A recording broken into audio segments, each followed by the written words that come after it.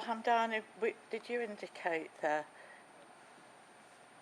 I can speak at the end of everyone, or I was just. Is it for Councillor Leach? For Councillor Leach, yes. Aye. Just as one of the councillors in Saddleworth and in my ward, we're often on different sides in many ways, but it's possible to have respect for the people that you're working with and for the work that they do, and for the work that Val has done and is still doing. We've been working on issues around footpaths around Knowles Lane just this week, and I'd just like to pay my respects for the effort that she's put in and say thank you very much. Thank you very much. I call on Councillor Shah and Councillor Roberts to speak about Councillor Torr. Councillor Roberts, please. Thank you, Madam Mayor. I first met Yasmin on my first Saturday canvassing in Royton North. We were out on Springfield Lane together. Interestingly, that's where my husband Ken lived when he was young. Since then, Yasmin has been a good friend and supporter. Only recently, she and her whole family stuffed hundreds of envelopes for me, which I greatly appreciated. Yasmin has been proud of being an Oldham councillor, representing Medlock Vale and always speaking up for women. She used her position as a woman councillor to support events organised to celebrate International Women's Day, getting Annie Kenny up in Parliament Square and supporting rallies against violence against women. In turn, I was happy to support her in her and Atik's mayoral year, which I know was very special to them both. I particularly enjoyed fundraising evenings for the League of Friends of the Royal Oldham Hospital, a cause I know she intends to continue to support. And I have to say that Atik set a very high bar in his gift acknowledging her support at the end of their year together. I am sure that Yasmin will continue to play her part in the Labour Party and the local community, and I wish her and her family all the best for the future. Councillor Shah. Thank you, Madam Mayor. I would also like to record my thanks to Councillor Torr. Not only has she been a great friend, but she's been a massive support mechanism for me. Her hard work and her commitment to putting Medlock Vale ward residents at the forefront of everything she does has been hugely appreciated by the residents, but also by all the colleagues in the chamber. But Councillor Torr became the first elected Asian female councillor in history of Oldham, and that's something that, you know, so many people, especially like me, are grateful for, because she paved the way for so many Asian women to come into politics, something which I know members of the past, present and future will be ever grateful for. So thank you so much for that, Councillor Torr, and I wish you all the best in whatever you choose to do next. Councillor Williamson, please. Thank you. I don't know Yasmin very well, but I do know her from overview and scrutiny. We always seem to be on that same, different sides, but on the same objective, really. It was really nice to hear her speaking about children and adults when we were discussing some of the topics that came to overview and scrutiny. And she always had something to say, and I really like that about her. I just think that, you know, sometimes you can sit in a meeting and not say anything because you just don't know what anything's about, or you haven't read your papers, and you've obviously read your papers because you know what's going on. On behalf of the Liberal Democrats on this side, we wish you all the very best, and as Hannah said, thank you very much for a lovely mayoral year. It was absolutely fantastic, so best wishes. I call on Councillor Byrne first. We're still with Yasmin. Thank you, Madam Mayor. I first met Yasmin when she was the deputy mayoress, and I followed her through her mayoral year. I remember she came to a lunch, and it was Ramadan, and she sat next to me and ate and drank not a thing. But she addressed her phone quite busily. Since then, we've politically different, but that was never meant anything to us. We were friends, and she has been not just a brilliant councillor, but she was a brilliant Lady Mayoress, and she is such a lovely person, and I will miss her very much. I'm still on Facebook with her. Thank you, Madam Mayor. That's what counts. I call on Councillor Shaw and Councillor Birch to speak about Councillor Alexander. Councillor Shaw, please.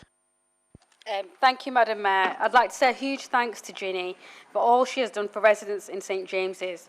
I'd also like to say a huge thanks to her for leading this borough as her time in mayor through what was a really difficult time during the pandemic and what can only have been described as extraordinary circumstances. Ginny fulfilled her duties as mayor with the utmost respect for our communities, and we will forever be grateful for your time on this council.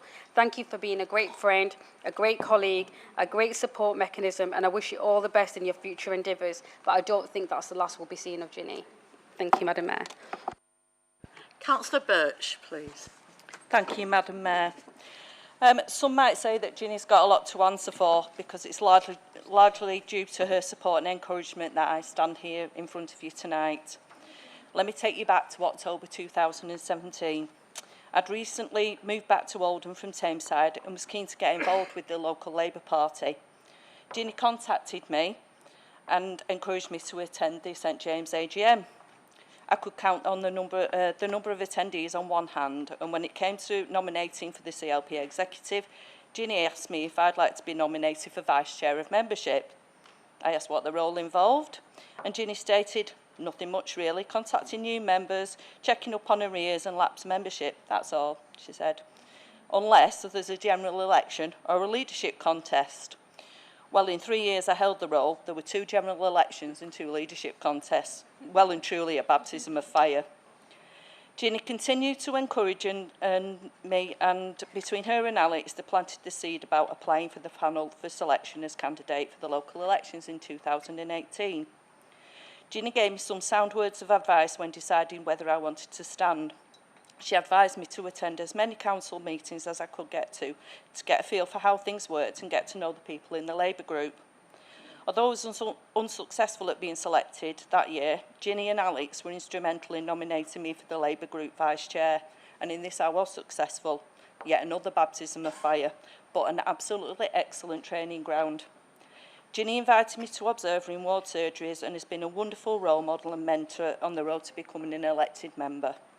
She's very humble about the impact she's had on the lives of Oldham residents as councillor and mayor. She quietly gets on with the casework and has made a difference to the lives of residents in St James during her time as ward councillor. And in 2019, we knew we'd be making an Alexandra mayor, but no one, least of all Ginny, expected it would be Beauty and not the Beast. Ginny is incredibly proud of her term as mayor, and rightly so. For an unprecedented 2 years, in one of the most difficult periods in all our lifetimes, Ginny continued to brighten the lives of people celebrating landmark events. When families couldn't get together to celebrate these events, a message card and a bouquet from the mayor letting those celebrating know that they weren't forgotten must have made them feel a little better about their situation. In the 5 years I've known Ginny, she's been a good friend, a confidant, and has continued to help me to develop. She and Alex have helped me to rediscover my enjoyment of rugby league, and I hope that I can adequately take on the mantle to work with partners to find a permanent home for the Ruffians. And finally, Ginny, from me personally, thank you for your continued support and friendship, encouragement, and on behalf of the residents of St James and the borough, thank you for your dedication and service to the people of Oldham. We wish you a happy and healthy retirement from public life. Thank you, Madam Mayor. Councillor Williamson, please.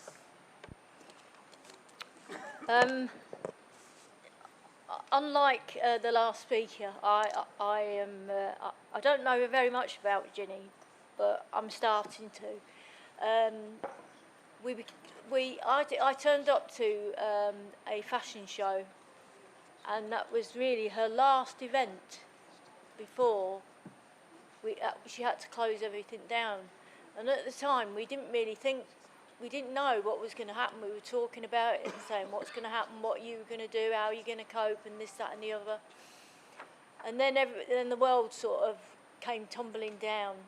But Ginny kept a level head, and she understood, right, this might be going on, but I need to carry on with my mayoral stuff because I am the mayor. Don't know how long for, but I am the mayor of Oldham. It might change in May, it might go on, we didn't know. But I said to her, you need to carry on because it's unfair that you've not been able to do lots of fundraising. Well, proved me wrong, didn't she? Because she kept doing stuff, kept going places. Everybody knows her. Even people that don't know her know about her because of what she's done for Oldham and what she did for those people that she sent flowers to and everything. I'm going to really miss her, and I'm sure her and Adrian are going to have a fantastic time. But do keep in touch, do keep doing your Facebook stuff because it's absolutely brilliant because you're supporting the local community. So from this side of the chamber, thank you so much for being a councillor and all the best. Councillor Byrne, please. Thank you, Madam Mayor. I stood with Ginny's husband, Adrian, for the seat in Saddleworth, Western Lees, a long time ago. But we had a common interest, which was rugby, which my husband had played.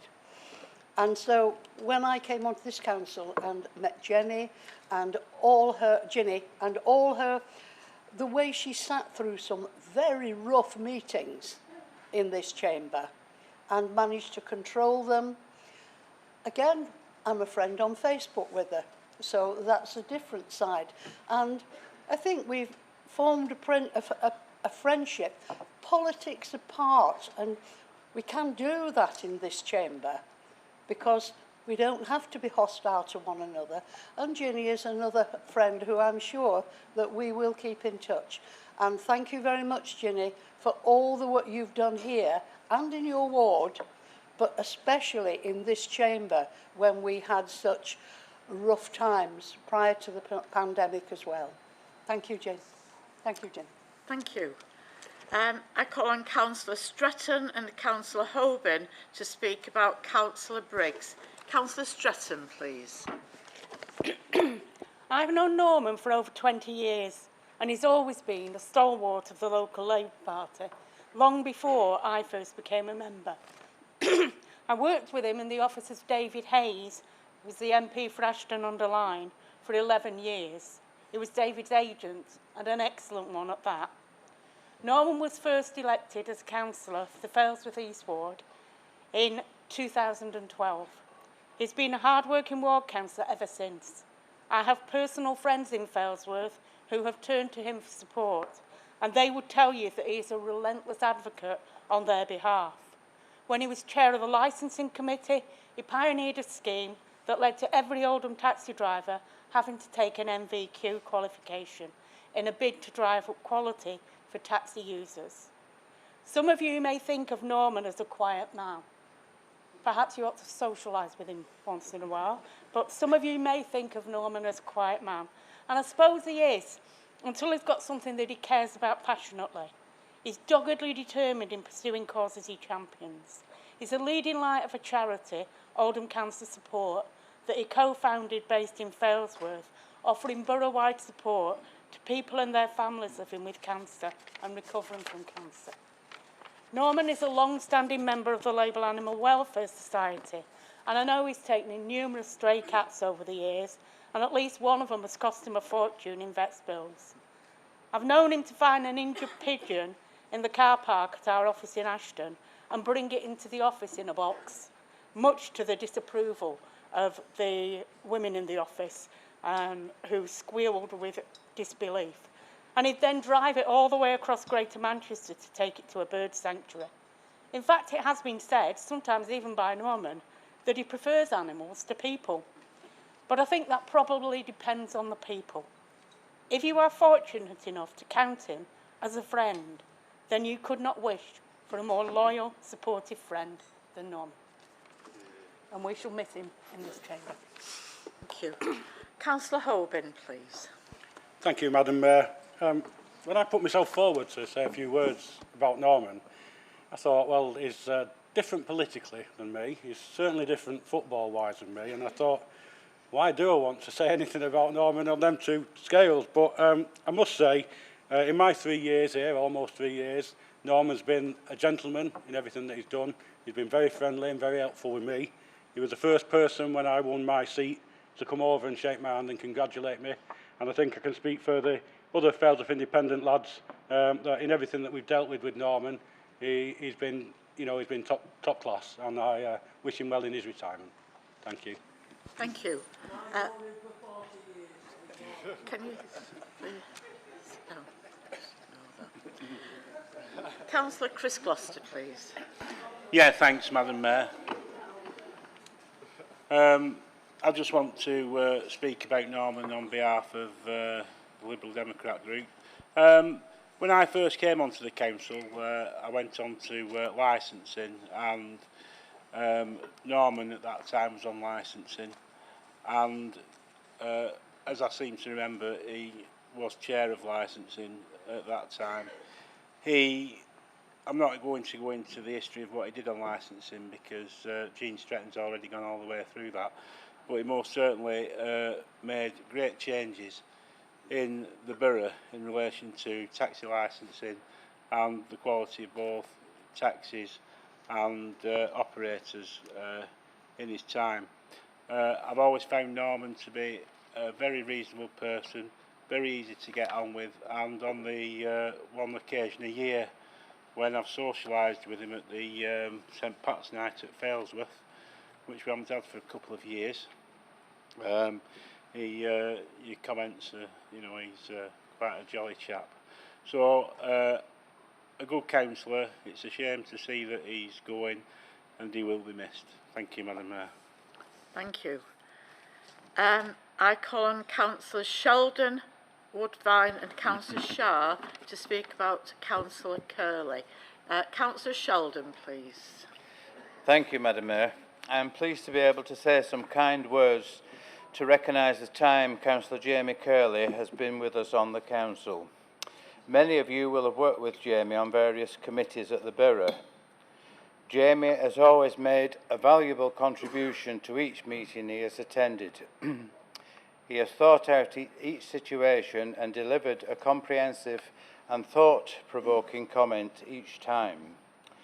I know the residents of Saddleworth South will be saddened to hear of this departing, as he has worked effortlessly and not been afraid to speak out for them. Jamie is committed to his role as a senior age teacher and leader with the Royal Air Force Air Cadets, and I know how much he enjoys and how much he is looking forward to devoting his time to these important roles. May I wish you every success for the future from the Conservative group and the residents of Saddleworth South. Thank you. Councillor Woodvine, please. Thank you, Madam Mayor. This meeting is marked with a sadness, as the last meeting my colleague and friend, Councillor Curley, will attend. And it's a crying shame because he's raised the standards of representation in Oldham. He hasn't always said a lot at these meetings, but when Councillor Curley speaks, everybody sits up to listen. In 2019, he was the chairman of Saddleworth Parish Council and welcomed me as the youngest parish councillor ever elected in the civil parish's history. Fortunately, he will continue serving Saddleworth villages on the parish council, so he is not disappearing, and I am proud to have had the opportunity to share Saddleworth South ward with him on this Metropolitan Borough Council. Councillor Curley was amongst those first few individuals who invited me into the Conservative Party and local government. I will always thank him for that, but I'm somehow sure others will not be as thankful to him for it. It seems public service is in his blood, and although he is retiring from this, he is putting his energy into something else exciting: the education of our children and the next generation. Those children fortunate enough to be taught by Dr. Curley will have somebody to look up to and learn from. He has certainly set an example during his time here, which we would all benefit from following. So thank you, Madam Mayor, for this opportunity to thank him for his service to the Metropolitan Borough, but especially to the civil parish of Saddleworth therein. That is what has meant the most to him, and the people of those villages thank him too. Councillor Shah, please. Thank you, Madam Mayor. I don't really know Councillor Curley personally, but I know it takes a lot to put yourself forward into public life, and I want to thank him for all his efforts in representing the people of Saddleworth South, but also elected representatives. So I wish you all the best for any future endeavours. Thank you. Councillor Al-Hamdani, please. Thank you, Madam Mayor. Thank you, Jamie. It's been a pleasure, actually. I talked about respect before, and it's a pleasure when you can have respect across the chamber. And I've always had respect for you, both here and at the Parish Council, not just for what you've said, but for the way that you've made us laugh. Because it really takes a good man to bring a sense of humour to a lot of occasions, and the number of times you've cut the tension by saying the right thing. So I really appreciated working alongside you, and best of luck with the rest of everything. Thank you. I've been given notification that Councillor Alexander and Councillor Torr wish to reply. Councillor Alexander, please. Thank you, Madam Mayor. Thank you, Arouge, Ros, Diane and Pam. Whew, I had to fight back the tears as they were talking. Madam Mayor, I walked into these chambers 8 years ago, very proud and humbled that the people of St James voted for me to represent them as their councillor. In those years, I have learnt so much from colleagues and officers. I want to thank you all very much for your support and kindness. I would also like to thank you for allowing me to be your Mayor of Oldham, not only for 1 year, but for 2 years, because of the pandemic. I have to say, this was the proudest moment in my life, and I will be forever thankful to you all. In life, all great things must come to an end. I felt I had reached that point in my life, and I am ready to retire and be with my family. Remember to look after your families and your friends, but more so to all the people out there who are struggling through no fault of their own. They will need your help and support. Members of the Council, I wish you all a very happy and prosperous life. Thank you.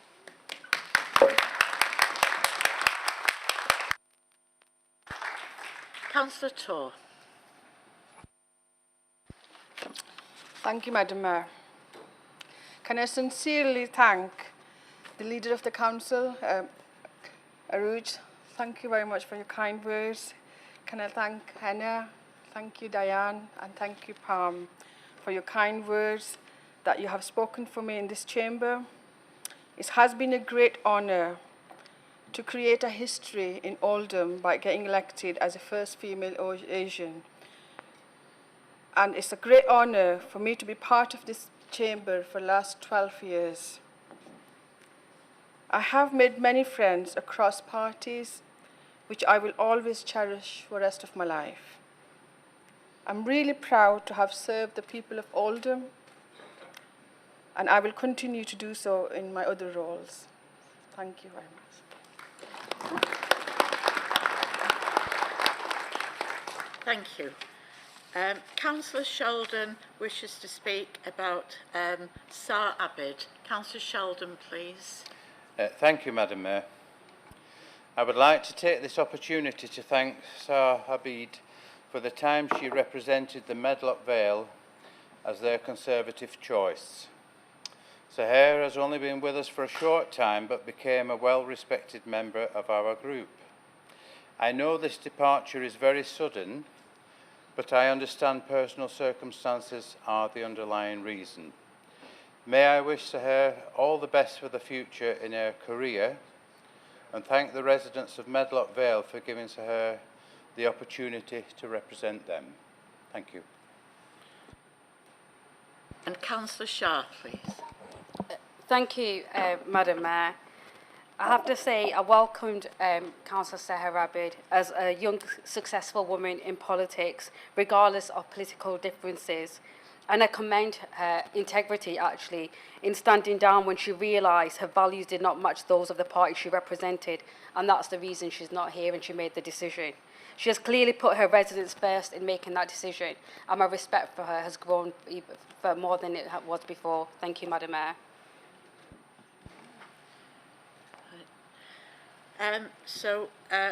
It's petitions for council. There are no petitions for us to note. Item 7, Youth Council. We have 2 youth councillors with us tonight. Youth Councillor Amor Lindo Crooks and Tom Penketh, who are going to propose the motion. Amor Lindo Crooks, please.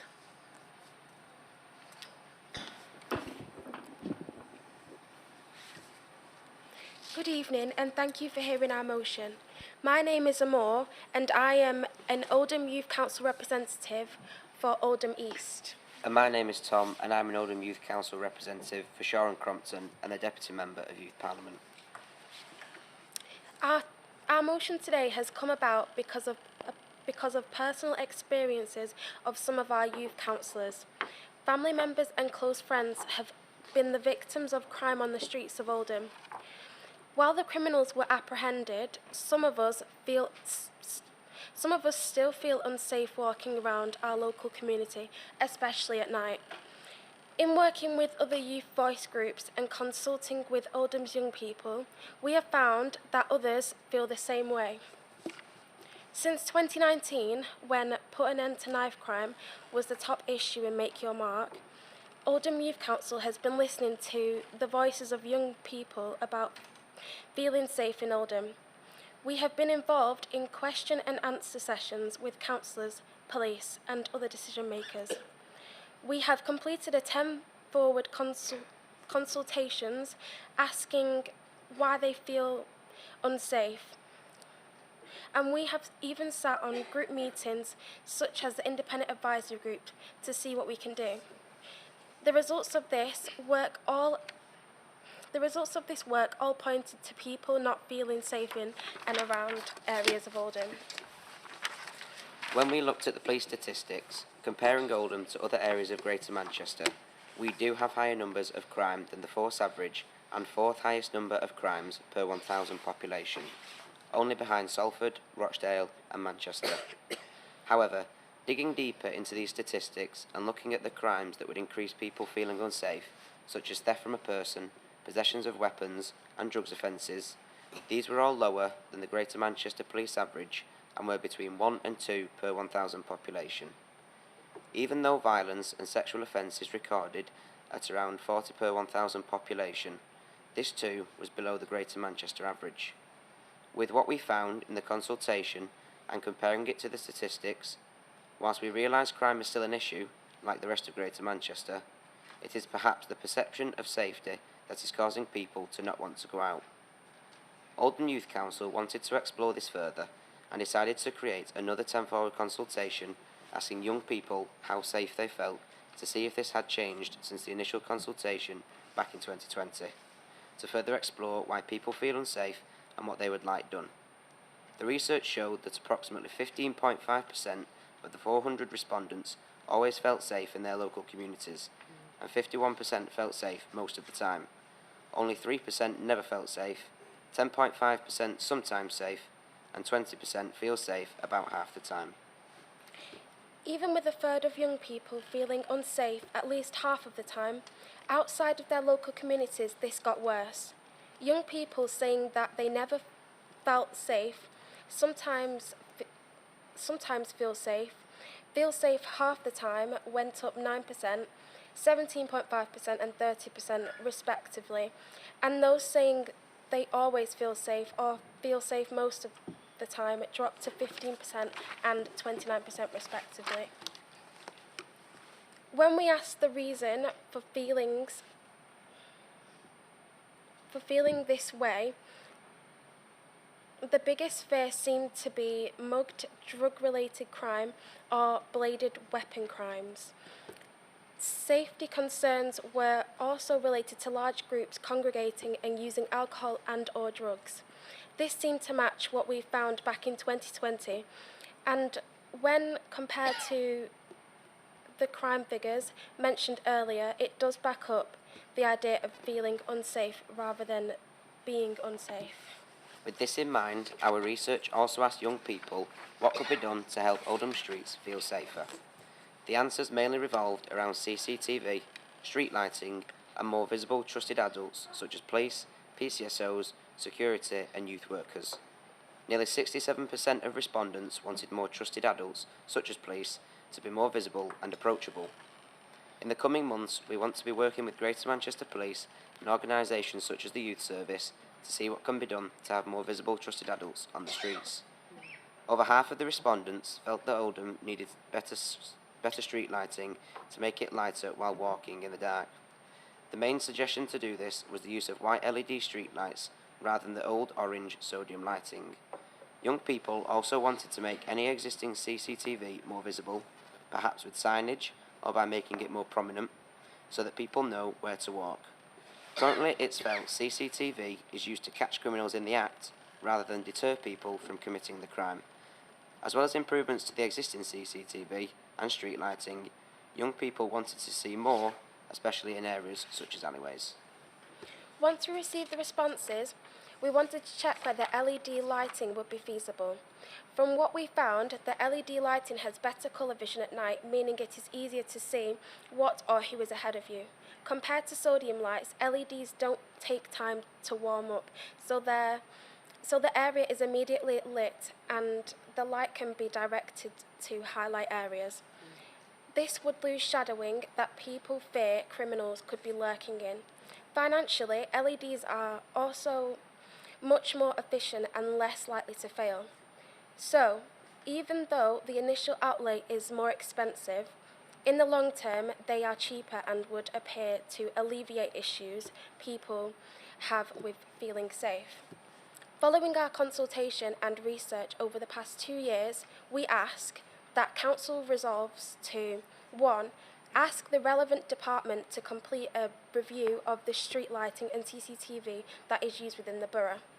2. Investigate if it is possible and practicable that existing lighting is changed to LED lights and CCTV is made as visible as it can be.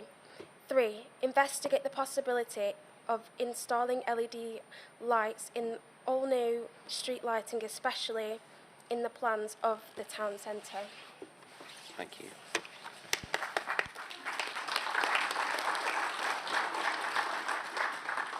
Thank you very much. Two members have indicated that they would like to speak on the motion. I call on Councillor Hazel Gloucester, please. Thank you, Madam Mayor. Firstly, I would like to thank the Youth Council for bringing this motion forward to full council. As Liberal Democrats, we have also brought motions forward on this very issue, and it still does need to change. I think we are all aware of the situation around street crime and particularly the fear of our young and elderly residents face in relation to their safety on the streets. Obviously, the most publicised crime involves knives, but there are many others instances of crime which are not nearly as recognised and probably far more regular. In relation to the resolution of this motion, I think we all know that CCTV cameras divert crime to other areas, but with current prevalence of cameras, including private monitoring, we could do to know exactly what provision we currently have and if it is in good working order. I love the suggestion of changing the borough's street lighting to LED. Understandably, this will take some time, and I'm not sure what the expense would be. However, there could well be a cost saving realised from this, so I am totally on board with the suggestion. I would expect that all new lighting is fitted with LEDs. I see simply a common sense approach, but I could well be wrong. We should constantly be reviewing our street lighting and CCTV provision to minimise crime as far as possible. I am therefore more than happy to support this motion and hope that other members do likewise. Thank you, Madam Mayor. Thank you. Before I call on Councillor Al-Hamdani, could I ask Councillor Chatterton to formally propose the motion and Councillor Moores to second? Councillor Chatterton, please. Yes, thank you, Madam Mayor. I rise to formally propose the motion, and I thank the Youth Council for bringing this to us. I think everybody in this room can recognise on some level the situations that you've described in that motion, and I suppose at best they're uncomfortable, and at worst that unsafe feeling that you get sometimes when you're out in your neighbourhoods, be it perceived or otherwise.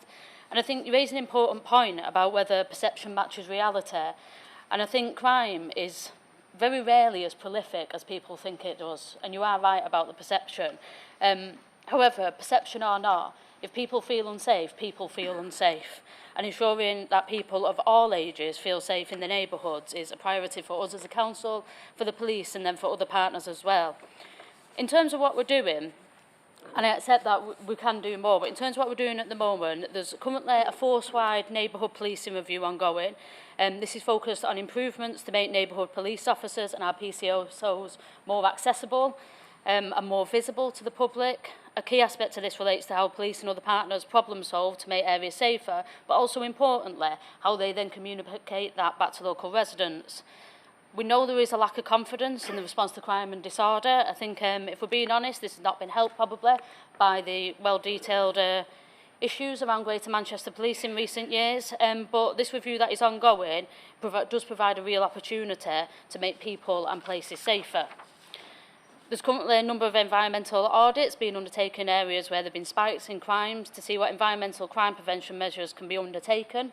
Transport for Greater Manchester also have a scheme to assess safety around the Metrolink tram stops. In addition to this, we have been successful in securing over £500,000 in funding this year to focus on initiatives to reduce violence against women and girls as part of the National Safer Streets scheme. This is focused in the town centre between the Metrolink stops Mumps and Freehold. I think the work in Oldham has a variety of initiatives. It does include increasing CCTV, and signage will be put up for that. We purchased a drone. There will be an introduction of trusted adult scheme, which I believe you've been involved in, with street angels as well, and then work with the sixth form colleges around changing behaviour. The Safer Streets project will be evaluated, and then we hope to embed some of that learning across other areas of Oldham. As luck would have it, and it wasn't in response to this because I hadn't seen this motion before, I actually had a meeting recently, last week, about the renewal of our street lighting programme, and it is a drive for us now to move to all LED lighting. As Councillor Gloucester said, that will take time, but that is now the plan. There is an initial cost, but Councillor Gloucester is right, there's actually a saving out of that at the end of it as well. I think for us as seniors leaders at the council, as councillors and officers, and for senior officers at GMP, we are committed to working with the Youth Council and develop our work to make people and places as safe as they can. I think it would be a good idea, if you'd be willing to, we could facilitate a meeting between senior officers here and at GMP with the Youth Council to discuss this, to discuss your concerns, and then think about what more we can do together. Thank you, Madam Mayor. Thank you. Thank you, Madam Mayor. I'd like to second the motion and just to thank the Youth Council for bringing it forward tonight and doing it so articulately. And for Councillor Chatterton for that comprehensive reply. Thank you. Councillor Al-Hamdani. Thank you. Just very briefly, thank you very much for bringing it. I know Our Streets Now came and spoke to the Youth Council. They're doing a lot of work on this. They're looking for young people like you to go and help work with them. It's a youth-led organisation trying to fight for stuff like this. They're looking for people to do Instagram and TikTok and stuff like that to promote exactly these kind of things and get Safer Streets funding. So if you or any of your fellow Youth Council members are interested, Our Streets Now. Thank you. Councillor Shah, please. Thank you, Madam Mayor, and it's great to see our Youth Council speaking up for Oldham's young people in this way. Crime in our streets is a huge issue for Oldhamers, and it straddles the generational divide in our borough. The statistics you've provided and the stories you've spoken about have been horrifying to listen to, but you're completely right in raising them here in this chamber tonight. Only by listening to our residents do we create better services. We've always been a council that listens and a council that stands up to injustice. I appreciate the Youth Council don't want to stray into party politics, but it would be remiss of me if I didn't remind anyone watching tonight that we've had £230 million cut from our budget since 2010, and that Greater Manchester Police have faced similar cuts, taking services and our officers away from our streets. While I recognise there are things we can do as a borough, and I know that your resolution's with interest, I do believe the government have some explaining to do, and that cutting the police is actually criminal. There are things we can do, and I accept we should undertake a review of our street lighting and CCTV, and we heard Councillor Chatterton express a commitment in doing that. And I accept the need for more LED lighting to improve street safety. And I agree that we should adopt more LED lighting as a matter of course when approaching new developments, and that's something that will be embedded into all our future regeneration programmes. Madam Mayor, I welcome this motion today, and I want to go one step further and wonder whether the Oldham Youth Council would join me in writing to Greater Manchester Police, raising the issues discussed in this motion today. Thank you, Madam Mayor. Thank you, Councillor Shah. Councillor Chatterton, you have right to reply. No, thank you, Madam Mayor. That's fine. Thank you. So, does Council agree the resolution? Those in favour, please show. Those against? Any abstentions? Thank you. That motion is carried. Thank you very much.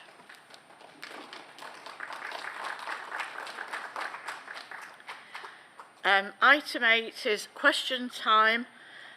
This part of the agenda is question time, where Council will consider all questions submitted in the order received, starting with public questions. There's a 15-minute time limit for public questions, and once this time limit expires, no further questions will be asked. There is no right of reply to answers given. I will be reading the questions out. If the time limit has expired and a member of the public has submitted a question which has been ruled in for consideration, the question and response will be published on the Council's website. Thank you. So the first question has been received from Julie Haywood. I attended the Big Conversation event where I asked a question of Aruj Shah regarding why she originally failed to declare her ownership of Gelato's Ice Lounge. The leader of Oldham Council responded by clearly stating that she had been wrongly advised by a council officer when making the declaration. Can the appropriate member responsible please confirm what actions have been taken against this officer who offered this unlawful guidance? What steps, if any, have been made to review all other councillor declarations to make sure that they have not made the same mistake as Aruj Shah in failing to declare interests in a business they own? What training, if any, has been implemented to make sure that Oldham Council officers that advise councillors are familiar with the law? I call on Councillor Stretton to respond, please. It would be inappropriate for the Council to comment on any action relating to individual members of staff. We can confirm that all staff who support members in filling in their declarations are trained, and that elected members are provided with guidance and support in making their declarations. Thank you. The next... The answer. Please, can I ask you not to comment from the public gallery? You've received the answer. We'll move on to the next question. The next one has been submitted by Paul Shilton. Following another incident of treacherous ice and snow causing traffic chaos on ungritted major roads, many residents in Saddleworth, West and Lees did their communities proud by assisting the council in gritting major roads to prevent serious injuries, accidents and keeping traffic flowing. Many streets were identified where additional grit boxes were needed, yet multiple requests for siting of essential grit boxes have been rejected without consideration, citing a failure to meet winter criteria. Residents have been frustrated by receiving a stock email response that fails to provide confidence that the request has actually been considered. These grit boxes are only being requested where a real need has been identified, and siting should be considered as in exceptional circumstance. As an exceptional circumstance. Will the Council review the winter criteria in exceptional circumstances in order to enable the community to assist the Council during annual incidences of severe ice and snow? I call on Councillor Chatterton to respond. Thank you, Madam Mayor. And can I thank Mr Shilton for his question? It is inevitable that there is some disruption will occur during heavy snowfall, and the highways team monitor conditions and forecasts 24/7 throughout the winter months, and with all major roads being gritted in advance during and after winter weather as they included in the primary gritting network. I can assure you that grit bin requests are all considered independently against a well-established criteria that reflects such things as land height, gradient and climatic zone. However, we do not place grit bins on roads that are treated as the primary gritting network. However, in light of the feedback from Mr Shilton, going forward, I have asked the officers to provide more detailed outcome to each resident as they come forward for a grit bin request. So now if you come to the council and ask for a grit bin request, if that is rejected, you will see why it has been rejected and what score it has been given. Thank you. The next question has been submitted by Gareth Evans. We at Hollywood Football Club have been in existence since the 1960s and provide football for all ages from age 6 up to open age in Hollywood. We were the first and the last users of Chapel Road and were one of the main tenants throughout all the years it was open. The bidding procedure for the transfer of ownership of this sports site started in 2018, and we and all our local community backed Oldham's sixth form's bid on this site. Ultimately, the sixth form won the bid, and I believe, reading council minutes, it was approved in June 21. To date, nearly 7 months after the agreement, nothing has been heard by Oldham sixth form. Obviously, we as a club have been nomadic for the last 4 years, playing a lot of the time outside the borough and are desperate to get back to our roots as our local girls' league. Could someone please tell us the time frame when the keys to the property will be handed over so the site can once again be used by the community for the purpose it was designed for? At the moment, the premises are in a state of disrepair and will become a hazard if not brought up to scratch soon. I call on Councillor Chatterton to respond, please. Apologies. Thank you, Madam Mayor, and can I thank Mr Evans for his question. As Mr Evans rightfully pointed out, there was a procurement process and the successful tenderer was confirmed at the end of January 21, and the contract for sale to the successful tenderer was completed in June last year. The disposal of the site and the grant to lease the adjoining school both require the approval of the Secretary of State, of which we have not received it yet. The application for this was made in November 2020 and a decision is still awaited. The Council is not in control of this timing, but we await the Secretary of State to support the progression, which we do expect, but we don't know when that will come. We're committed to working with a successful tenderer to facilitate the regeneration of the site. It is acknowledged that the site has been targeted by vandals, but the Council continues to carry out any appropriate repair work that is required. Thank you. The next question has been submitted by Debbie Barrett-Cole. Due to recent leaks in national newspapers and Sky News regarding the review under Gary Newsom and Malcolm Ridgway, will the council leader, Aruj Shah, now call for a full public investigation that is fully needed, not only the victims but the entire borough?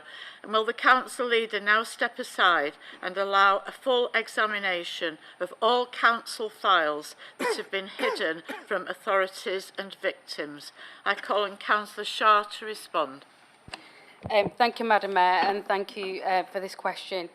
The independent review into historic CSC practice in Oldham is still very much underway. The review team are still working with victims and their advocates to understand and include their experiences and testimony, and I await for that report to be finalised. The report will be published for everyone to read, and we will hold a public meeting to offer an opportunity for people to have their say on its findings and ask any questions that they may have. I am aware that some elements of the report's draft findings have already been shared with the media, and that those findings were both horrific and shameful, and it was abundantly clear that the victims' experiences fell far short of the support victims should expect from public services. For that, Madam Mayor, this Council is deeply, deeply sorry. In terms of the sharing of data and files with the review team, I have been assured by both our own internal teams and the review team that we have shared all relevant information, data and all files and that we hold and that have been asked for. Thank you, Madam Mayor.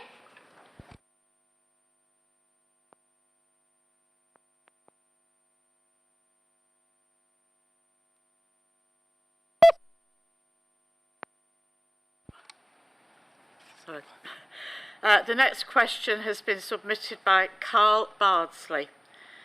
Over recent weeks, there's been announcements of early retirement of 4 high-profile management positions in the catering and cleaning department of the council, and coupled with the lack of staff recruitment over the last year, frontline catering and cleaning staff are getting worried about losing their jobs in the near future.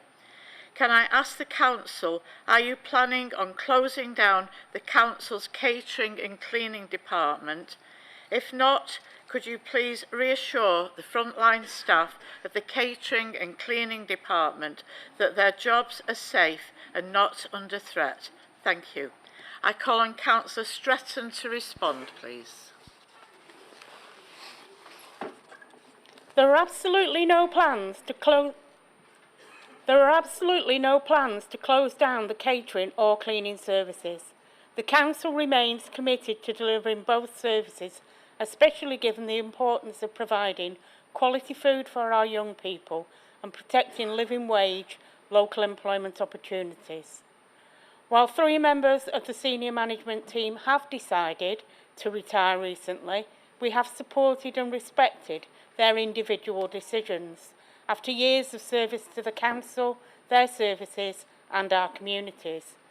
Alternative management arrangements are in place and the teams are actively recruiting to vacant positions. The next question has been submitted by Stephen Ingham. Can the Cabinet Member for Housing tell me what progress is being made in implementing the Council's housing strategy and building more homes that are truly affordable for people on the housing register? I call on Councillor Roberts to respond. Thank you, Madam Mayor, and I thank Mr Ingham for his question. Oldham's Labour Council is investing to deliver the many more quality, modern, affordable homes we need. We will provide a diverse housing offer that meets the needs of people at different times in their lives, championing carbon-efficient, affordable homes. Too many people live in poor quality housing, affecting their health and prospects. We've achieved a lot in recent years, including the direct delivery of 19 5-bedroom eco-friendly homes at Primrose Bank and a 12-apartment purpose-built supported housing scheme at Holly Bank. Our housing delivery strategy, which is reviewed at Cabinet next week, sets out how we will lead the way to get up to 3,000 much-needed new homes built on more than 20 council-owned sites across the borough, including in the town centre. Unlocking key brownfield sites, they include 140 new homes in Durka and 150 new homes around the former Oldham Mumps railway station. In Durka, 44 affordable homes will be constructed to carbon neutral standards and 90 market sale homes using low carbon standards. The whole development will be gas-free, so residents will enjoy far cheaper heating costs. I can confirm that the Council, as the landowner of the other sites, will ensure that at least 25% of new homes are affordable, rather than the 10% normally required as part of the planning process. On many sites, the numbers will be higher. We also plan to build around 31 council, wheelchair or accessible and adaptable homes across vacant brownfield sites. The homes will be a mix of 2 and 3 bedroom bungalows and 3 and 4 bedrooms and will be either low or zero carbon. These will be owned by the council and let at a truly affordable rent through the housing register to households with a disabled person. This type of accommodation is in very high demand and unlikely to be provided by private housing developers due to the additional costs in constructing level access homes. Thank you. The next question has been submitted by Lisa Phillips. The recent Cabinet meeting agreeing next steps on creating a better place included an update on the Mills strategy. Can the Cabinet member for Housing say this will be publicly available and how it will help Oldham deliver a brownfield first policy? Councillor Roberts again, please. Thank you, Madam Mayor, and I thank Lisa Phillips for her question. Oldham Mills strategy has just recently been published and can be found online on the Council's Local Plan Review Evidence webpage. If you just Google Oldham Mills strategy, it will come up. It sets out a robust strategy to ensure the sustainable future of the textile mill stock across Oldham, which considers their potential for future development for residential, employment and other uses. This strategy forms a key part of our positive approach to making the most efficient use of brownfield land and existing buildings, reducing the need for additional pressure on greenfield sites and reducing our carbon footprint. And I'm very proud that Oldham has published one of the very first examples of this type of strategy, and that it's something which will enable us both to protect our heritage and to provide new homes for people in the future. The next question has been submitted by Gary Tarbuck. I am firstly a father of 2 children in this town. With the recent further delays to the CSE report being published, I, like many fathers in Oldham, have a deep concern for the safety of my children. Irrespective of when or if the repeatedly delayed CSE report will ever be published, the Council knows the truth of what has taken place. I ask the leader of Oldham Council to clarify once and for all, did her Labour Party controlled council cover up the grooming and gang rape of our town's children, or is it, to quote your ex-leader, all barefaced lies?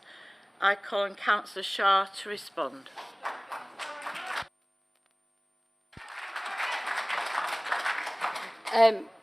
The accusation often repeated on social media that there was a cover-up of exploitation by the council is the subject of the ongoing independent review into historic CSE practice. As a result, Madam Mayor, it would be inappropriate for me to comment in advance of that report. But let's not pretend. For political gain, I might add that abuse of children and young people is a political issue. Unfortunately, we know this abhorrent and disgusting crime was and unfortunately is still being committed in Oldham, and that it was also being committed when the council was led by a coalition of Conservatives and Lib Dems and when the Lib Dems were in power. Abusers don't choose to abuse children because of the political control of an area, Madam Mayor. They do so because they are evil and disgraceful. Regardless of any political affiliation, we should all be working together across this chamber, both to support the work of the ongoing independent review in its efforts to seek the truth and justice for victims, and to restore confidence in potential current victims so that they seek the support and help that they need. Thank you, Madam Mayor. The next question has been submitted by Neil Wilby. Carry on, read it. Just read it. Carry on.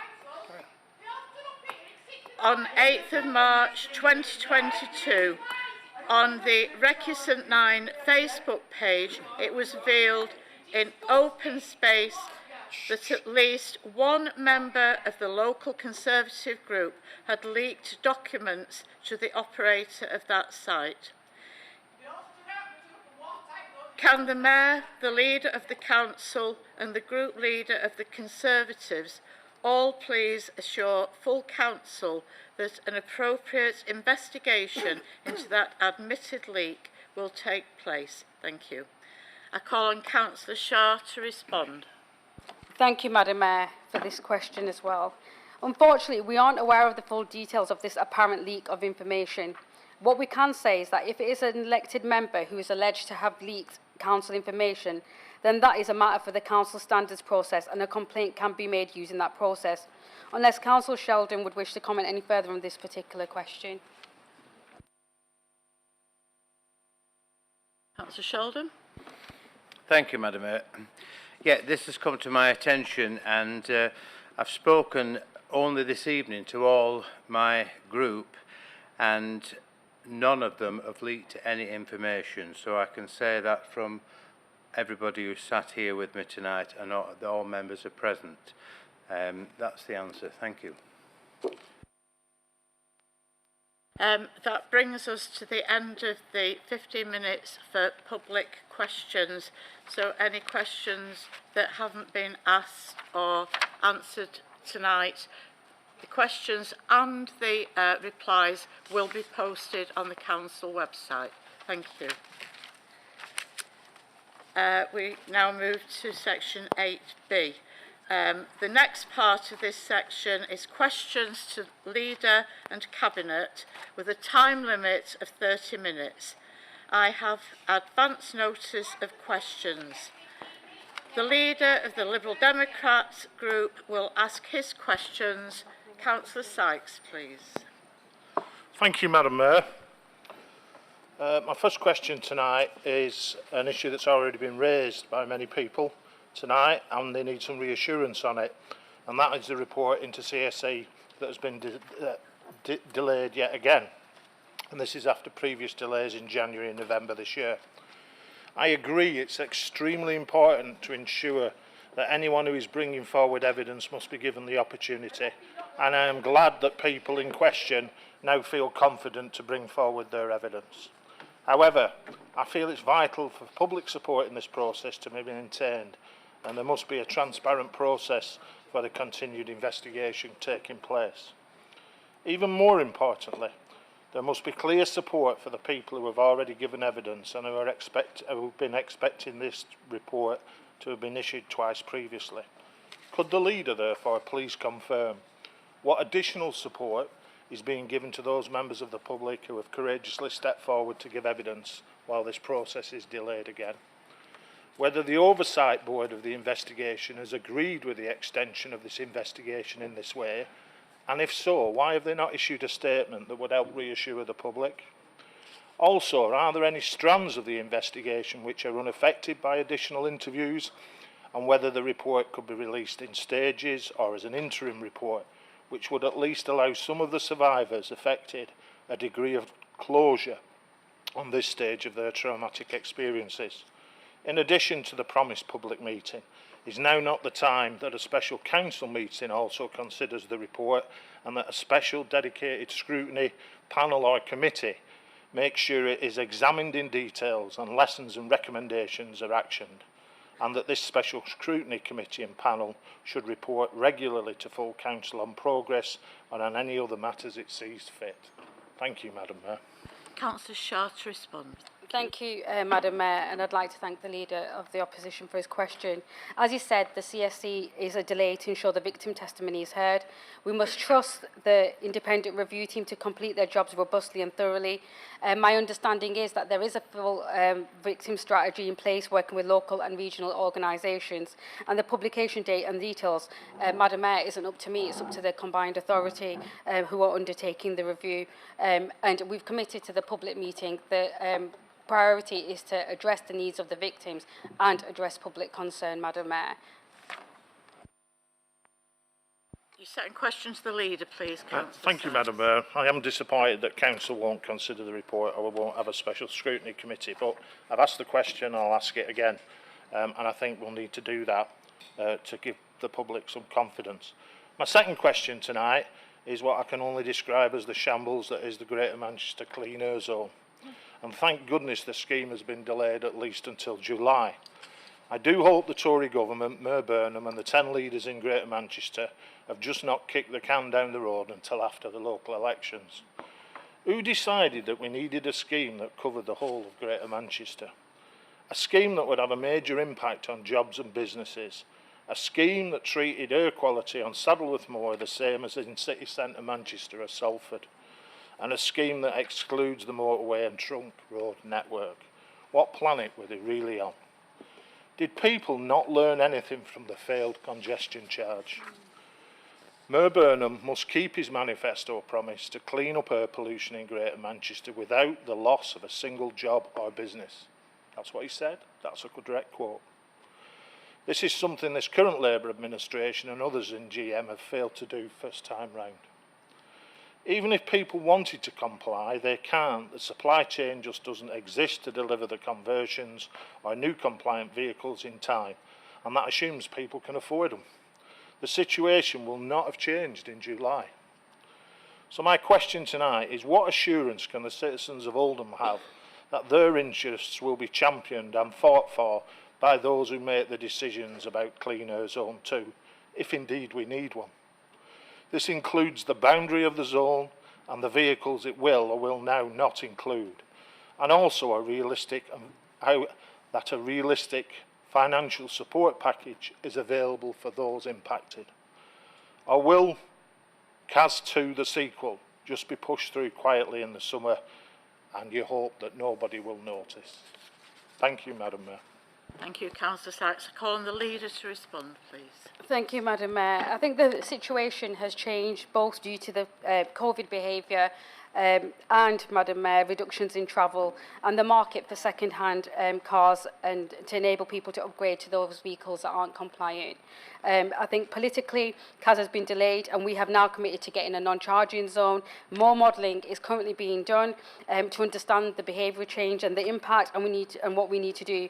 But we do have to get compliance by 2026, and only the Secretary of State can change that, Madam Mayor. So there is a commitment. There'll be consultations with the public again, and we will do everything we can to make sure that there's a non-charging zone. Thank you, Madam Mayor. The Conservative Group Leader will ask his question. Councillor Sheldon, please. Thank you, Madam Mayor. The question to the Council Leader. We are all shocked and distressed by the unfolding situation daily in the Ukraine.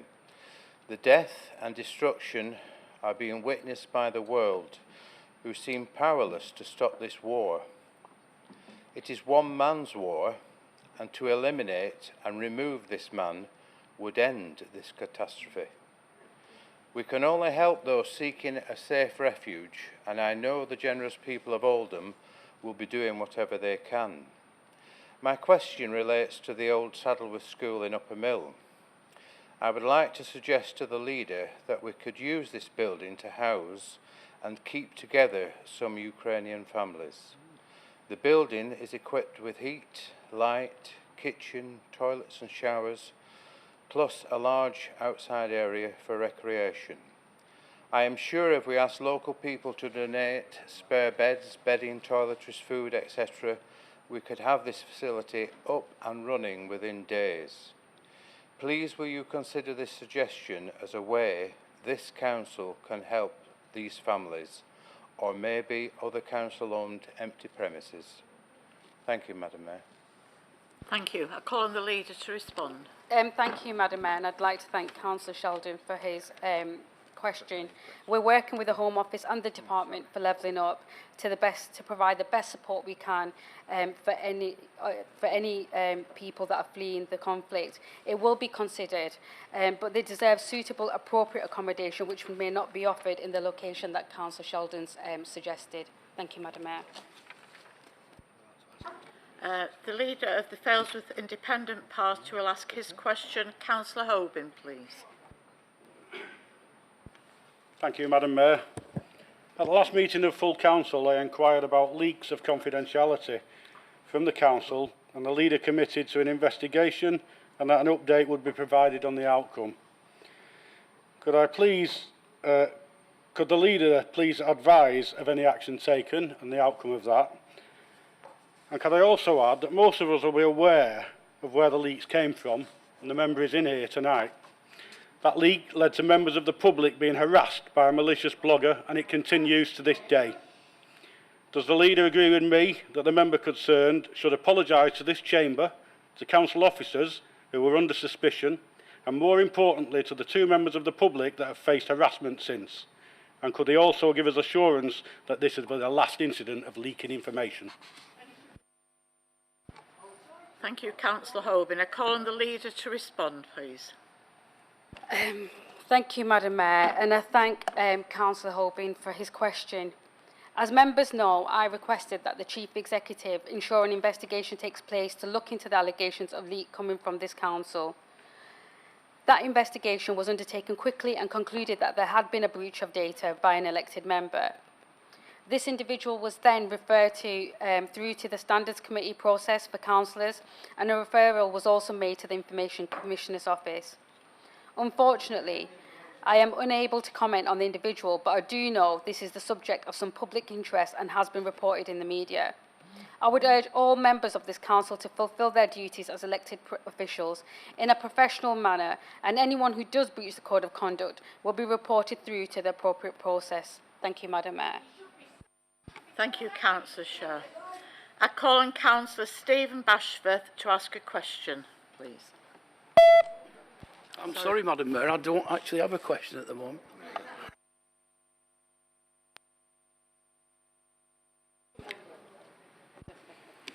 Councillor Marie Bashforth, please. Thank you, Madam Mayor. I welcome the decision to pay social care workers the real living wage, and I am proud to have supported this. Can the leader confirm how the council is ensuring care workers are paid the increase? How many of our committed care workers will receive the increase? And what can we do to encourage other Oldham employers to become accredited living wage foundation employers? Thank you, Madam Mayor. I call on Councillor Chowan to respond, please. Thank you, Madam Mayor, and thank you, Councillor Bashforth. You know from your experience as a Deputy Cabinet Member for Health and Social Care and now Chair of Health and Wellbeing that how much struggle our care industry had to go through and our hard-working care worker, especially at the time of cost of living crisis where they will have to make some choices of survival. So really pleased that this administration, this council agreed to increase the pay to real living wage, and that will benefit around 7,000 people working in the care sector. This is still not enough, especially when your inflation is at 30-year highest level. But it's better than nothing. I hope we should be able to do more, but we are committed to ensure that even through the supply chain, we have a framework which ensures that money goes directly into the pocket of our carers. Thank you, Madam Mayor. I call on Councillor Clint Vivian to ask a question. Thank you, Madam Mayor. Unfortunately, young people are on the receiving end of some very negative and unjustified press. That being said, some behaviour is a cause for concern. Could the Cabinet Member responsible for young people say how plans in Labour's 22-23 budget will help young people and their communities? Thank you, Madam Mayor. Thank you. Councillor Moores to respond, please. Thank you, Madam Mayor, and thank you, Councillor Pythian, for the question. You are quite right. Young people are on the receiving end of some very negative and unjustified press. But young people are the future of the borough, and that is why this Labour-led council is investing in services for our young people. The budget investment into youth work will enable us to increase and enhance what we already offer by increasing access to youth workers and youth work sessions across the borough. The investment into youth services will enable us to increase the number of core weekly sessions by 75% from 20 to 35. We will have formalised district teams, including a named lead youth worker in each district to enable a minimum delivery of 15 additional youth work sessions per week. That's 45 hours a week extra. That's 9 hours per week in each district. Our aim is to deliver youth works opportunities matched to specific district needs. Universal provision will provide a range of positive and enriching activities for our young people. Our targeted youth work interventions will aim to address a range of key themes, including reducing youth violence, improving emotional well-being and supporting community-based social action projects. And on top of this, a number of additional youth work sessions are delivered each week as part of our response-based work, including residentials, youth voice and one-to-one work, just to name a few. And it doesn't stop there. We are also investing £100,000 into the Madlow Youth Zone to enable the continuation of what Madlow already delivers. This means our total annual investment in Madlow is £300,000. I know what a fantastic job our youth workers already do, but this investment will allow them to do even more. Thank you, Madam Mayor. Thank you, Councillor Moores. I call on Councillor Davis to ask a question. Thank you, Madam Mayor.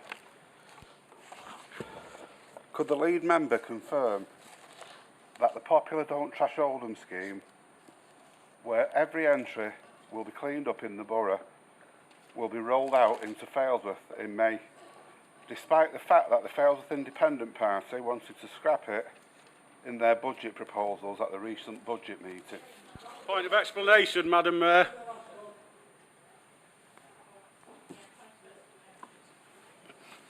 Yeah, if I can, Madam Mayor, I'd just like to respond to that because I know there's an election coming and Mr. Councillor Davies is having a go at the Independent Party, but... Can you make your point of explanation, please? I'm trying to, Madam Mayor. But the point was that we did not intend to scrap the Don't Trash Oldham as it stands at this moment. It was for the following year, and we intended to put in place collection of bins. Failsworth at the moment is cleaned by volunteers who do a very good job and should be commended by the councillor that's just stood up. And maybe if across the borough that happened, we wouldn't be spending 1.2 million cleaning it up, because we're doing it in Failsworth for a fraction of the cost. Thank you. I call on Councillor Chatterton to respond, please. Thank you, Madam Mayor, and thank you, Councillor Davis. I'm not sure Councillor Holborn's part of explanation is how most of us remember that budget meeting, but that's by the by. Obviously, Don't Trash Oldham is a commitment to clean up all the borough. And can I just say as well, as a point of explanation, it's not £1.2 million to clean up the town. Over half of that money goes on things like more staff, around our enforcement staff, around our engagement marshals, and around our fly tipping teams as well. So it's not costing us £1 million to clean up the borough. And it's misleading to say that. So, Madam Mayor, as I said, it was a commitment to clean up the whole town. It will be coming to Failsworth from the 1st to the 31st of May. I understand the feedback from the leader event in Failsworth last week. Residents were overly positive about the Don't Trash Oldham event. So what I would encourage all members in Failsworth to do is to engage with it positively. Our officers for environmental services will be contacting all 6 members over the coming weeks for you to help develop and shape the plan as it goes out across the 2 wards in Failsworth. Thank you, Madam Mayor. Thank you, Councillor Chatterton. I call on Councillor Woodvine to ask a question, please. Thank you, Madam Mayor. As an accessible attraction for all our visitors to Saddleworth, from across the borough and beyond, the Huddersfield Narrow Canal has been the victim of its own success, suffering from deteriorating surfaces along the towing paths. Oh, that's the end of that sentence. I was interested to see that Kirklees Council, along with the new Metropolitan Mayor on the other side of the Pennines, are investing £2.7 million into walking and cycling along sections of the same canal, which also travels through parts of their borough. This includes a 4.3 kilometre stretch. Please, will Oldham Council commit to restoring this tourist attraction to its former glory from Friesland to Diggle, and, along with the combined authority, find funding to complete the repair works necessary following the lead of West Yorkshire. This could be done by working in conjunction with charitable and voluntary organisations like the Canal and River Trust and Upper Mill Community Action Network. Thank you. Thank you. I call on Councillor Chatterton to respond, please. Thank you, Madam Mayor, and can I thank Councillor Woodvine for his question as well. The Huddersfield Canal remains an important and significant feature within the Saddleworth, Kirklees and Tameside landscape, and as such, officers are currently and constantly liaising with our neighbouring authorities to ensure that this remains the case.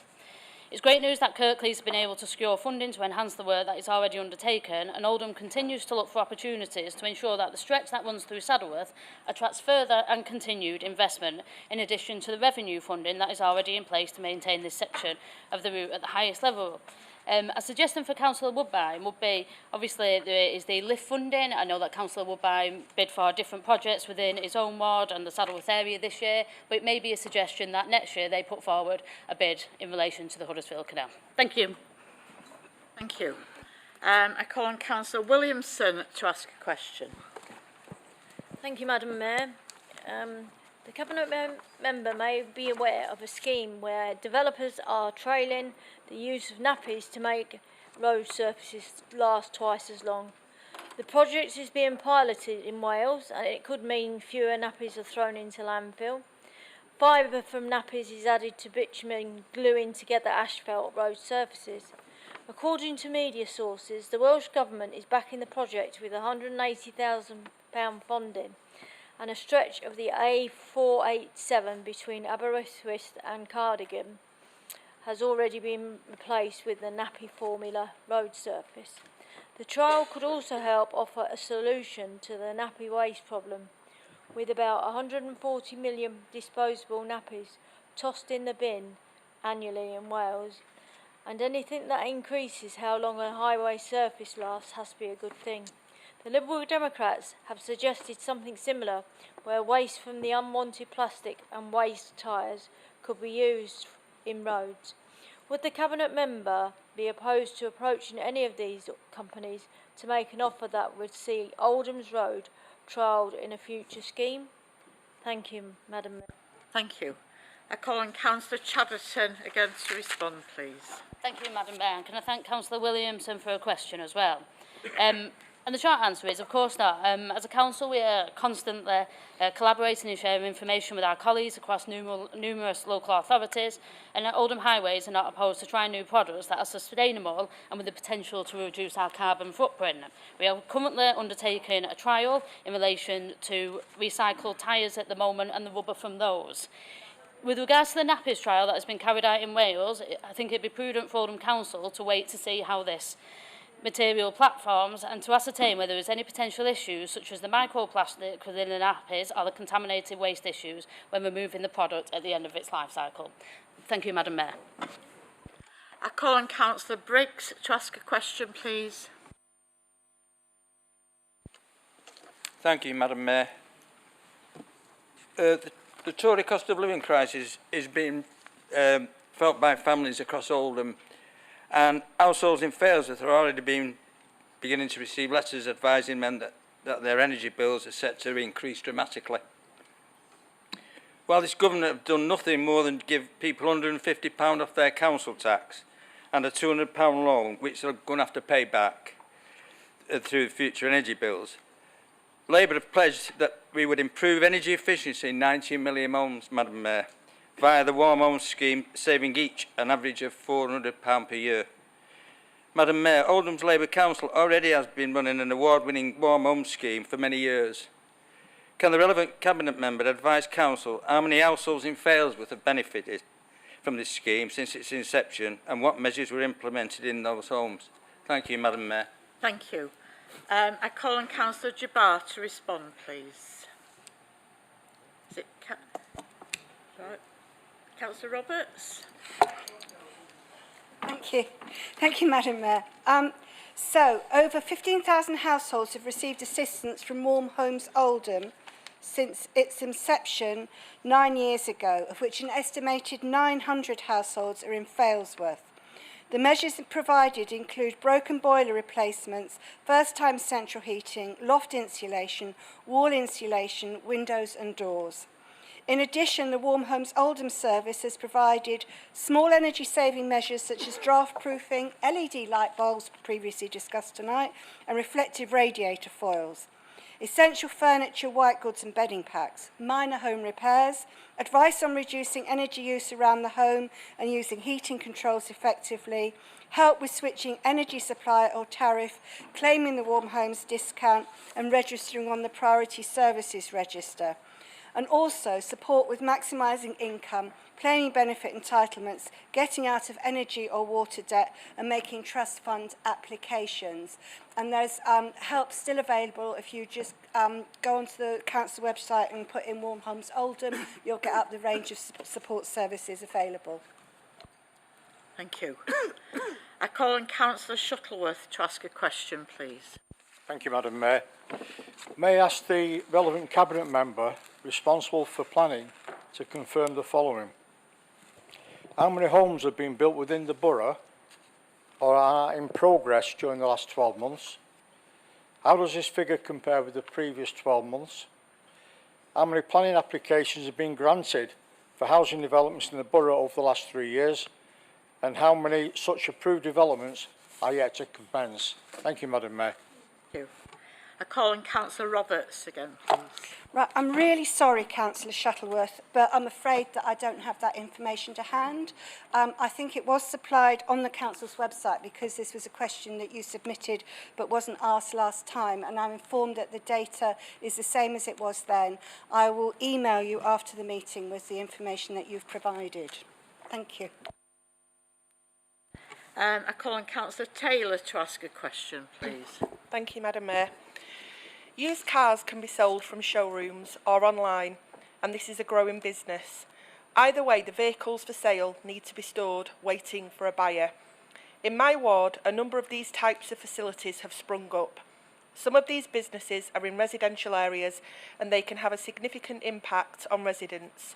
We receive regular complaints of roads being blocked when vehicles are delivered and inconsiderate parking on residential streets. And this is happening even when businesses describe themselves as being online only. Residents ask, have these businesses received planning permission? And we are not in a position to be able to provide a definitive answer. Therefore, could the relevant Cabinet member please clarify the following points? 1. Is there a requirement for a facility that stores vehicles on open land to comply with any planning regulations? 2. In planning terms, is there a difference between a car storage facility and a car sales showroom? And finally, what limitations, if any, are there on any online businesses receiving customers to their premises to carry out business? Thank you. Thank you. Councillor Roberts to respond, please. Thank you, Councillor Taylor, for your question. So I do have an answer to this one. Now, this is a shortened version of a much longer technical answer, which I will email to you afterwards, but it does provide the essential information. So, obviously, as with any planning inquiry, all depends on, an answer depends definitively on all of the circumstances of the individual case.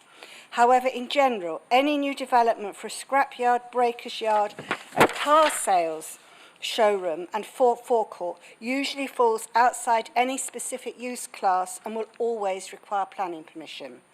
Where vehicles are parked on open land purely for storage purposes, this would generally be considered as use falling within the use class B8, brackets storage and distribution, but this would still require a planning permission where the land in question is not already in that use. So, in answer to your second question, the answer is a short one of yes. And in addition, exclusive use of land and or building for storage or cars would generally fall within the same use class B8 storage and distribution in the same way as any warehousing use or outdoor storage would. Land and or buildings used as a car sales showroom would always require planning permission unless it already benefits from a historic established use. If an online business relies on a physical location in which to receive customers and carry out part of their business, then the land where that takes place would be treated exactly the same as if the business only operated in person. So saying you're an online business, but actually carrying out business physically, you still require planning permission if it's relevant. Additionally, if vehicles are being parked on the highway, they must be insured and taxed, and this will be a matter for the police. And there's a lot of technical information. I'll forward you the detailed emails so you can have it all to hand. I call on Councillor Sharp to ask a question. Thank you. The Roman Catholic Diocese have closed several churches in Oldham. They now stand empty and are being vandalised. The Sacred Heart Church building in Durka is one. There are numerous rumours surrounding its future. One of them is the council intends paying to demolish the church and turn it into a car park. Last year, I placed an expression of interest into the Lift Fund to turn the church into a community centre. Unfortunately, this was rejected. The leader and chief executive will remember at the big conversation in St James the strength of feeling regarding lack of facilities in Durka, and an opportunity to explore providing further facilities to the community has been wasted. Can the council provide an update on this building and whether they support historic buildings being turned into car parks instead of facilities for the wider community? Thank you. Thank you. I call on Councillor Chatterton, please, to respond. Thank you, Madam Mayor. And can I thank Councillor Sharp for a question as well? And firstly, of course I don't support knocking down historic buildings to turn them into car park. You know, that's fanciful in the extreme. And certainly in terms of the rumours, that's all they are, they're just rumours. The reality is that isn't our building and that's not our land. And I have a lot of personal sympathy over this church because, like most people, I've seen the news stories and, you know, that's a beautiful building. And I'm sure a lot of people would hope that will be restored as well. But the reality is, you know, as a council, we do support the restoration of historic buildings, but this isn't one of our historic buildings. And I think really we're probably the wrong people to ask at the moment what will go on that building and what that land is for is firmly in the ball of the Diocese of the Roman Catholics. So, no, while I have sympathy, there's nothing I can do about it, but I certainly am not, it's not within my gift to sell off that land or to do anything to that land at the moment. Thank you. I call on Councillor Islam to ask a question, please. Thank you, Madam Mayor. It was very encouraging to see last year the Council launching its Kickstart programme, participating in the national programme in creating job opportunities for young people.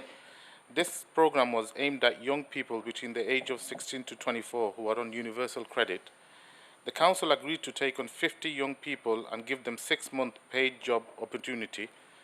This is a great initiative and one that would go a long way in helping young people gain skills and work experience within the town's largest and reputable employer. Please can the relevant Cabinet member report the progress to date, including confirming the number of young people taken on. Thank you. Thank you. I call on Councillor Akhtar to respond, please. Councillor Islam, thank you for the question. Oldham Council committed to create 50 Kickstart placements. It has created 67 and has to date filled 55. 15 have completed their placement, with 9 progressing into employment or apprenticeships. We are committed to supporting the remaining cohort through Get Oldham Working. Thank you. Is there a Liberal Democrat question to Cabinet? No. Thank you. Yes, Madam Mayor. I will ask one. Because I forgot to do it in the other 2 questions.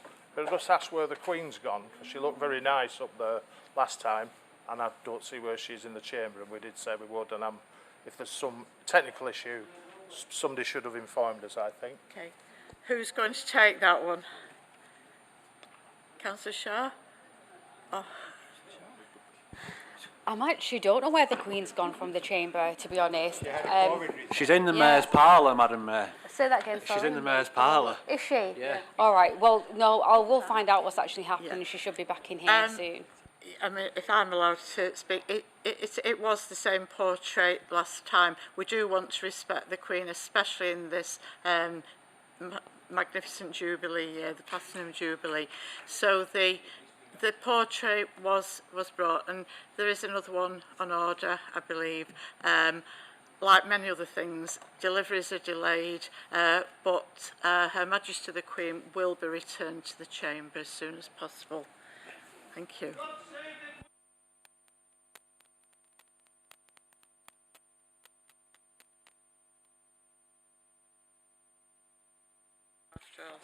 I call on Councillor Sajan to ask a question. Thank you, Madam Mayor. Can the relevant Cabinet member please give an update on the issue around pavement parking and speeding in Westwood and Chadderton? Thank you. Councillor Chadderton to respond, please. Thank you, Madam Mayor. I believe that this may be my last question of the night as well. What a rush. So, can I thank Councillor Surgeon for a question as well? Problematic parking and speeding, I think, is an issue, you know, that all 60 of us can relate to. It happens not just in her ward, but I suppose all over the borough, all over the, you know, Greater Manchester and all over the country.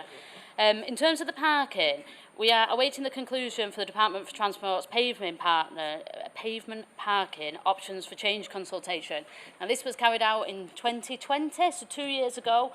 We did respond to it with, you know, a full response to that consultation. And I know the other 9 authorities in Greater Manchester. Is when the outcome of that will come, I do not know. But I understand that there is a desire from government that we pavement parking is a standardised approach across the country, so I think that will dictate what we do over pavement parking going forward.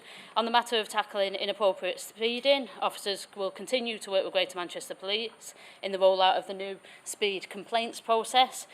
Specifically with regards to Westwood, officers will continue to work closely with residents and elected members in their joint commitment to development a successful acted neighbourhood scheme. And if there are any particular areas in Councillor Surgeon's ward she'd like to raise, if you can email me, then I can raise it with officers. Thank you ever so much, Madam Mayor.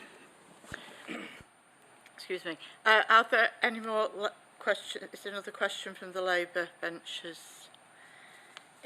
Do the Fails with Independent Party have a question? Or the...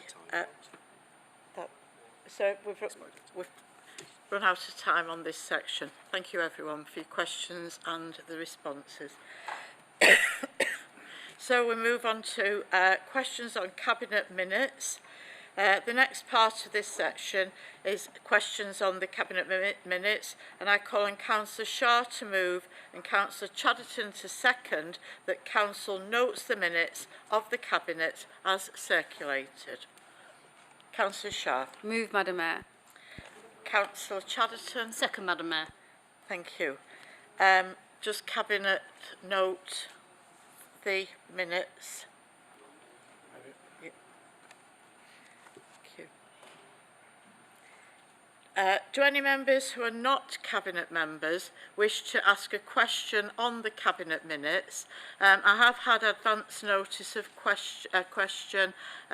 Firstly, Councillor Hume, can you ask your question, please? Thank you very much, Madam Mayor. So my question relates to the minutes of the meeting held on the 13th of December 2021. That's item 9, page 95. So I note the decision taken by the Council to lease land to enable the NHS to build a community diagnostics hub. And could the Cabinet member firstly, for Health and Social Care, firstly say how much this will help the hard-pressed GP services across Oldham Borough, and whether he knows if the NHS is able to fund a new health centre, GP health centre in Saddleworth. Thank you. I call on Councillor Chowan to respond, please. Thank you, Councillor Hume, for your question. First of all, obviously, Community Diagnostic Hub will help our residents more than our GPs to get the diagnosis at the right time, get the treatment at the right time. But it's also important that this is a true example of our integration with health and social care, where Oldham Council is coming and doing their bit, and health sector is coming their bit. We understand, obviously, we know that due to the COVID, our waiting lists are sky high, and hopefully these new diagnostic centers and many other community services will help us to overcome that waiting list. In terms of Saddleworth, I remember I have said this in the past as well, that we will do our best to, even though it's not in our hands, but we will do our best to make sure that we provide appropriate infrastructure.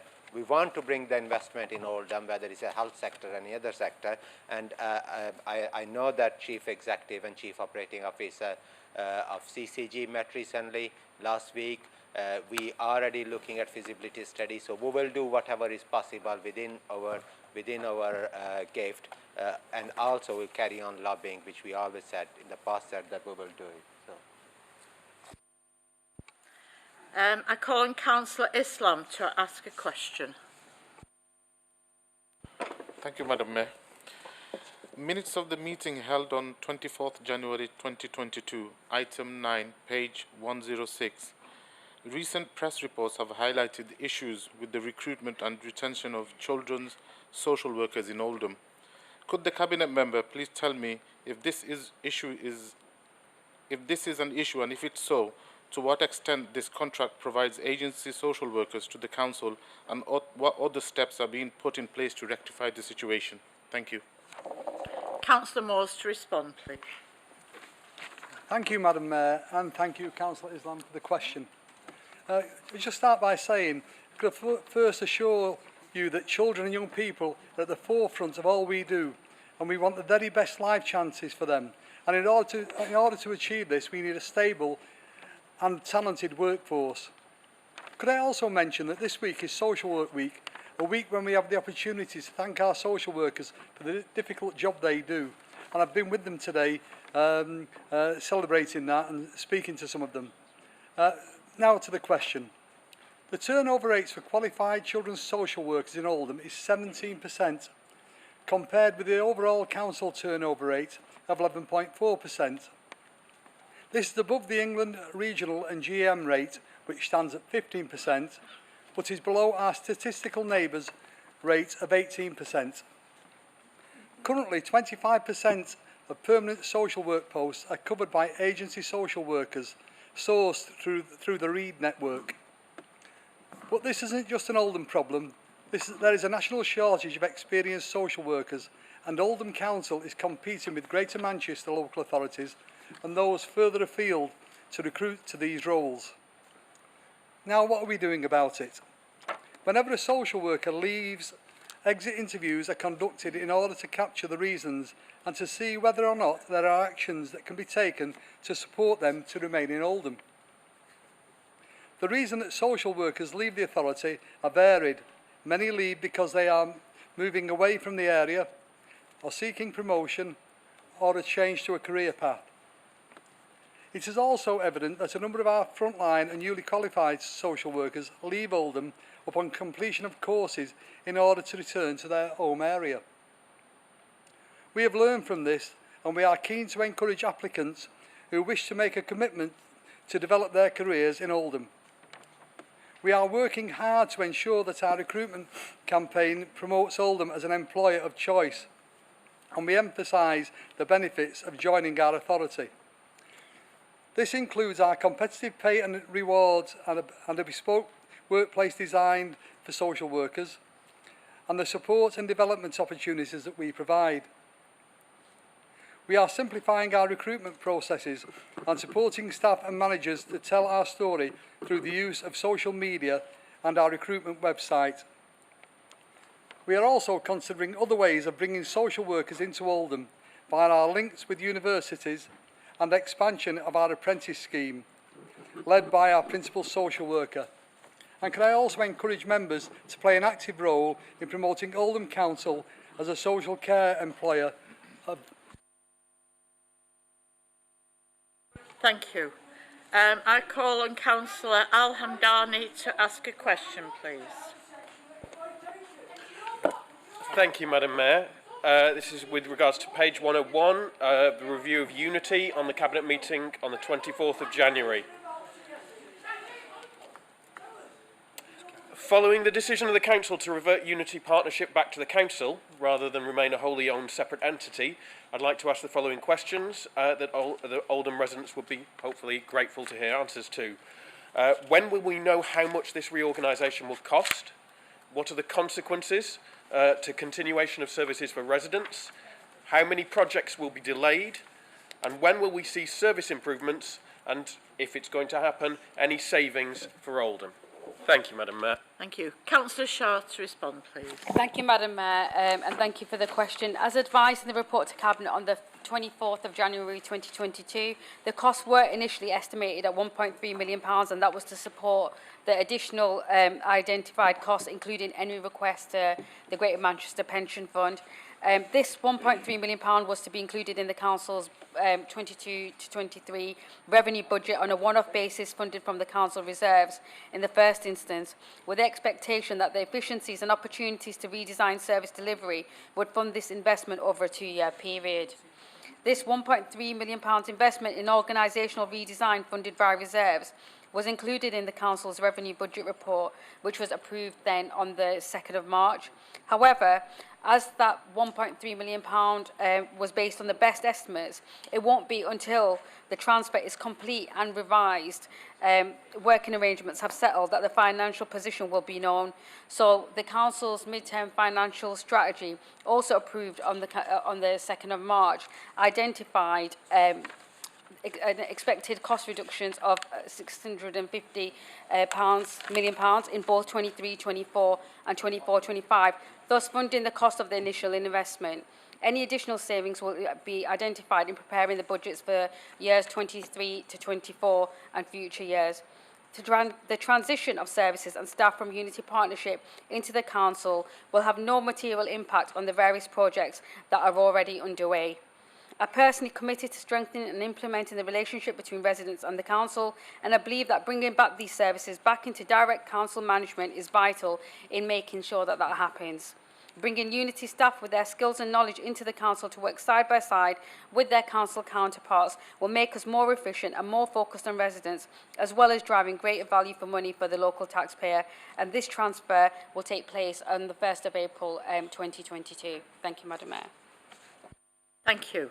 I call on Councillor Hamblett, please, to ask a question. Thank you, Madam Mayor. Mine's in regards to page 85, item 6, the Oldham Council Corporate Pay Challenge Action Plan. It's in the minutes of the Cabinet, 15th of November 2021. The peer review which took place in the 15th of January 2020 highlighted numerous ways in which Oldham, as a council and a borough, could improve effectively and economically.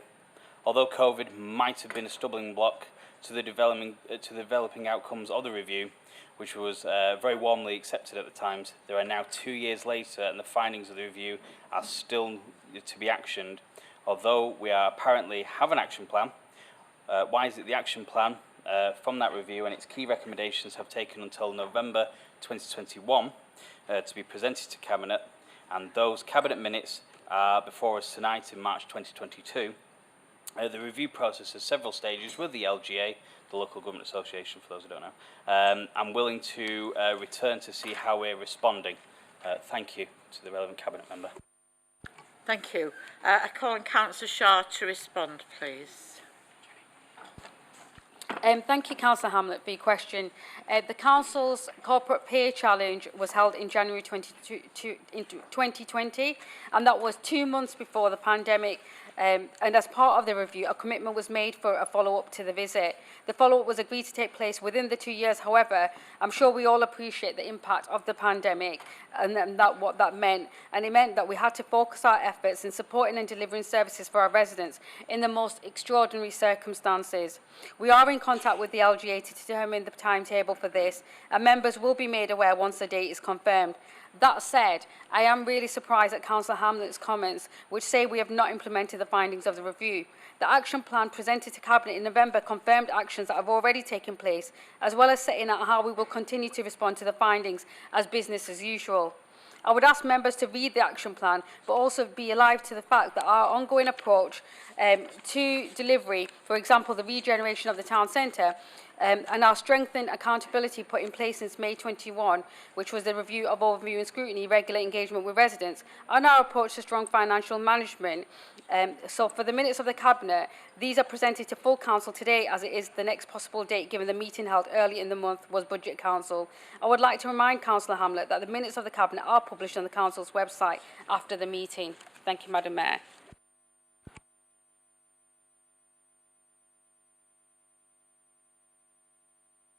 Sorry, it doesn't always stay down. The final part of this section is questions on joint arrangements and partnerships. I call on the spokespersons to move the minutes. Commissioning Partnership Board, Councillor Chohan. Thank you. Move, Madam Mayor. Thank you. Health and Wellbeing Board, Councillor Marie Bashforth. Move, Madam Mayor. AGMA Executive Board, Councillor Shah, please. Move, Madam Mayor. Greater Manchester Transport Committee, Councillor Davis.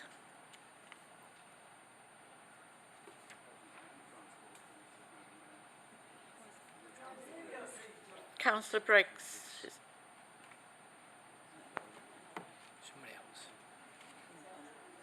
Madam Mayor, it falls under my portfolio. Do you want me to move it? Yes, please. Move, Madam Mayor. Thank you. Greater Manchester GMCA, Councillor Shah. Move, Madam Mayor. Thank you. Police, Fire and Crime Panel, Councillor Williams. Move, Madam Mayor. Thank you. National Peak Park Authority, Councillor McLaren. Move, Madam Mayor. Mayo Care, Councillor Steve Bashforth. Move, Madam Mayor. Thank you. Do members have questions on the minutes? I do have advance notice of a question. Councillor Ali, would you like to ask your question, please? Yeah. Thank you, Madam Mayor. My question is in relation to the joint arrangements 8D, Greater Manchester Police, Fire and Crime Panel. The minutes PFCP-14-22, page 231. So, as we speak, there are many victims of crime. A few residents who has been the victims of crime have contacted me. They feel let down by the police response. It was great to have the Chief of Oldham Police in this council talking about the planned changes on reducing crime and improving services offered to victims of crime. While the council can see a GM-wide update from these minutes, it would be helpful for the council to see a progress report on policing here in Oldham. Will the leader of the council be prepared to write to the Chief of Oldham Police and request for a report on their plan to improve services to victims of crime and clearing up crimes to be presented to this council sooner rather than later? Thank you, Madam Mayor. Thank you. I call on Councillor Williams to respond, please. Cheers, Madam Mayor. I'd like to thank Councillor Mohan Ali for his question. Before I get going with this, colleagues, I just need to get you some bit of context for this. I've got some statistical data I'm going to share with you all in a minute. But part of Mohan's question relates to the fact that the Greater Manchester Police, about 18 months ago, 2 years ago, got the biggest kicking it's ever had in its history since it was the inception of the 1st of April 1974. So when the inspectors came in from the HMRC, Majesty's Inspectorate of Constabularies, they gave them a battering. And I've said loads of times at the Police Fire and Crime Panel, guys, you asked for that, because it was terrible what was going on. The victims that have had to suffer, the unrecording of crime, the way that the police responded to the incidents, just unbelievable. Anyhow, in the words of the Chief Constable, there's now some green shoots, and I'm going to share some statistical data we now. The other part of this question, the last part of this question was the Chief Superintendent in Greater Manchester, that's for Oldham, who represents Oldham's division, Oldham's Territorial Commander, said on Monday when I spoke to him, Stephen, I'm more than happy to come into the council chamber and meet with any of you guys. Right, some of the data. Let me just read some of this to you. Right, here we go. So, open crimes in Oldham. Today, right now, there's 3,788 Oldham crimes in Oldham. However, when you go back to last October, in 2021, Greater Manchester Police had 6,587, so that's a decrease in 47%. Burglaries and the detection of burglaries has gone up significantly because in Greater Manchester, each borough has got its own dedicated team that's not going to be moved on anymore. So in Oldham, our district commander is our district commander. He ain't going anywhere, he's ours. So we haven't had that around for a long, long time. So burglaries have obviously been detection rates got better because of the district crime team. The other thing, Madam Mayor, I need to share with this, the neighbour policing element. Amanda's already touched on some of this already previously.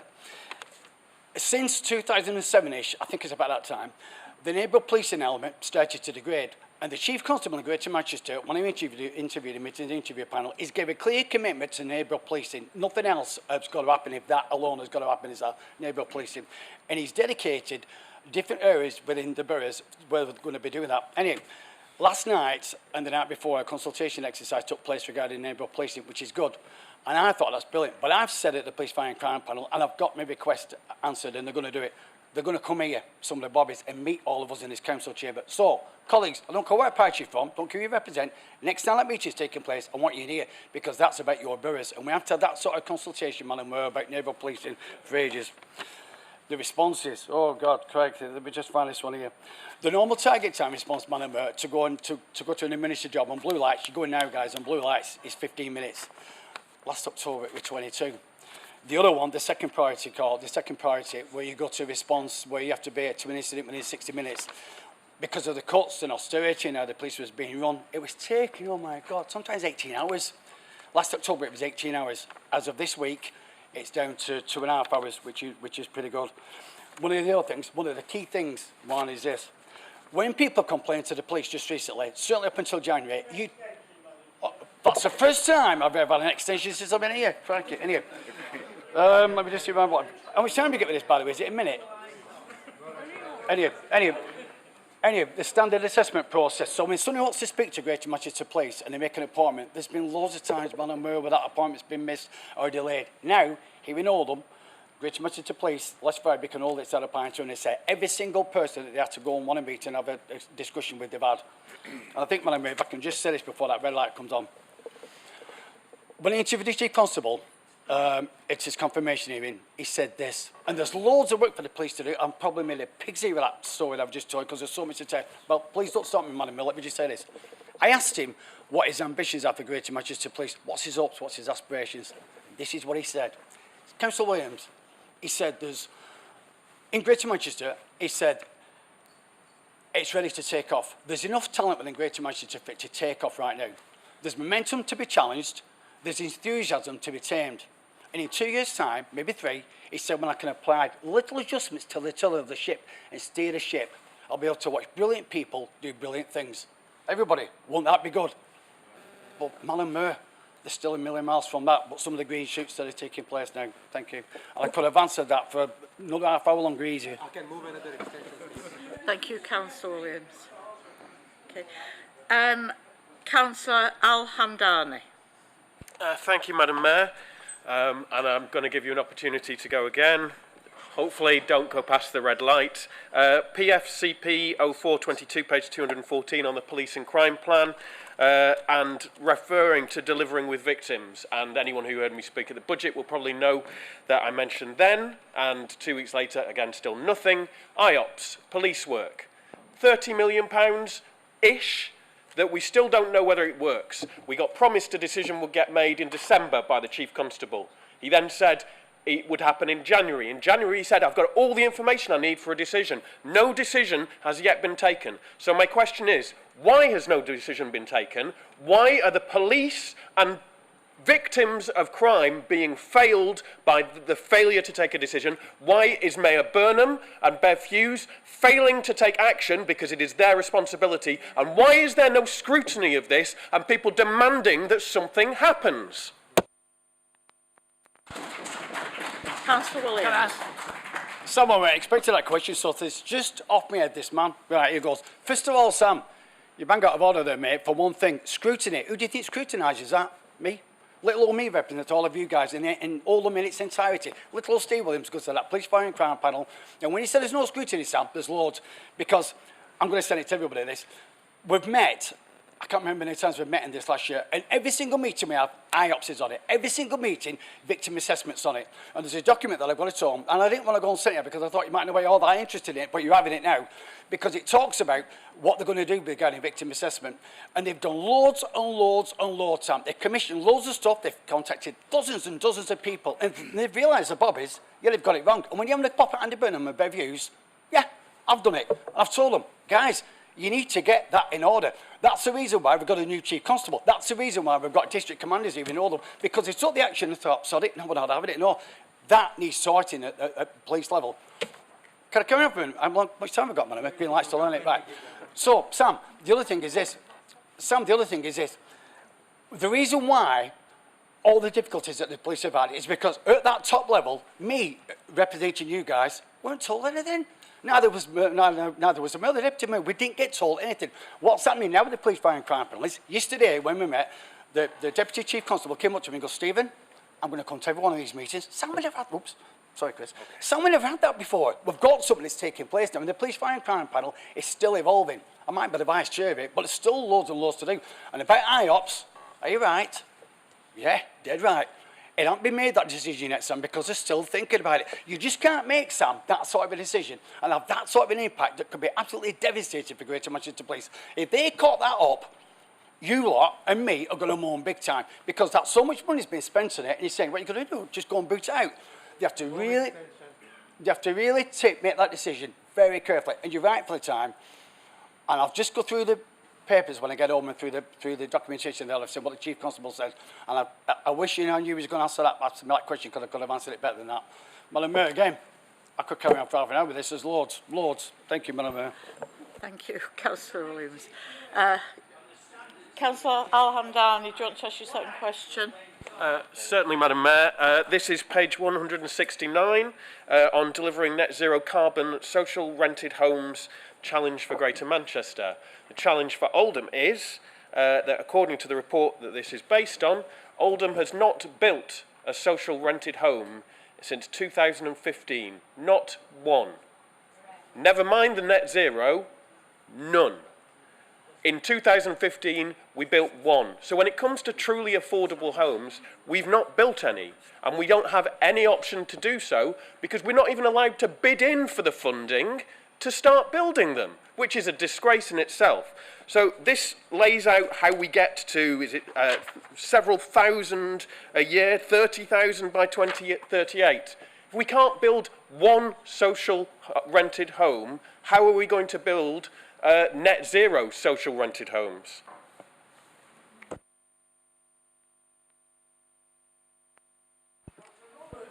This is on the partnerships, so... What page are we on? I think we've got Mayor at the 69, sorry, GMCA 23921, page 169 of the Green Book.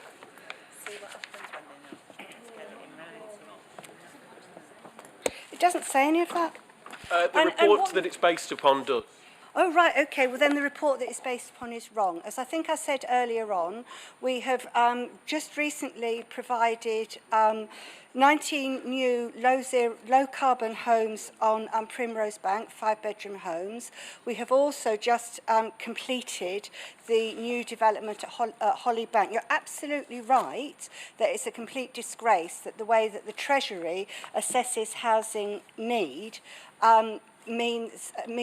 assesses how they will invest Homes England money, means that places like Oldham are deemed to be affordable and don't get the kind of subsidy that better off places get. And when you look at a map of where Homes England spends its social housing subsidy, and you overlay that with Conservative held seats, you'll see that they are very much one and the same thing.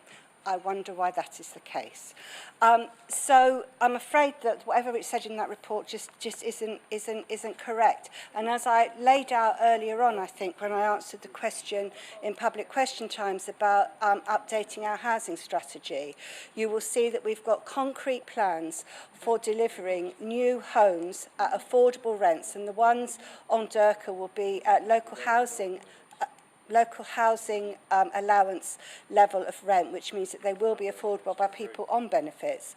And we are doing the best that we can in order to work with what we can get from Homes England. Homes England will provide us with subsidy for specialist housing,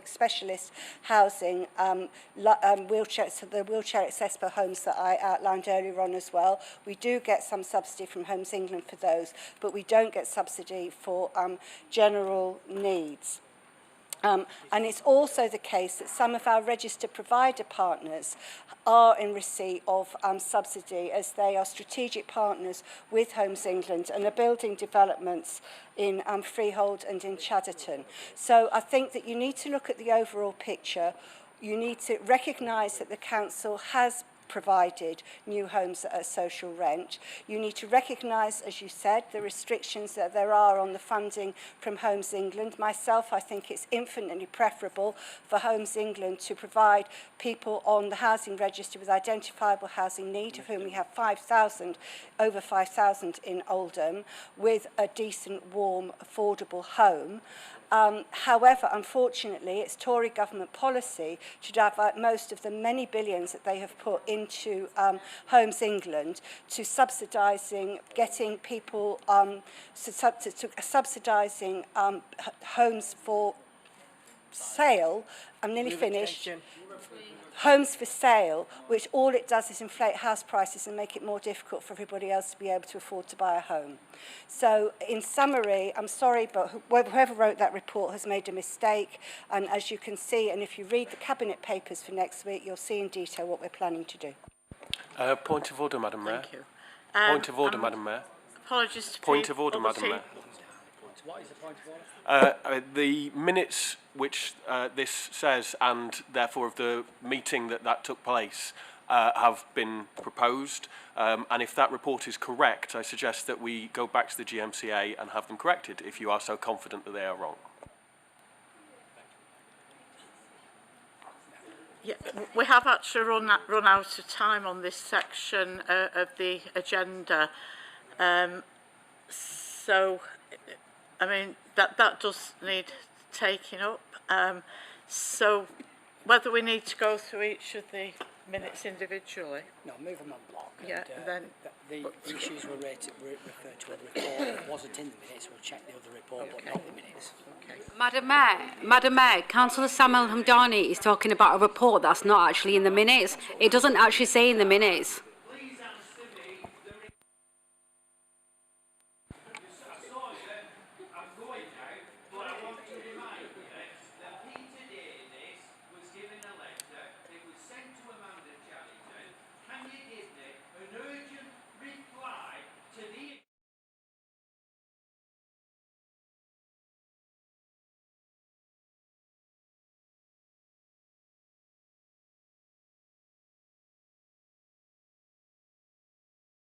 You will get a reply. Thank you. Does this report will be dealt with, but for the purposes of this evening, does Council note the minutes? Thank you. Item 9, notice of administration business. I call on Councillor Shah to move and Councillor Roberts to second the motion. Thank you, Madam Mayor.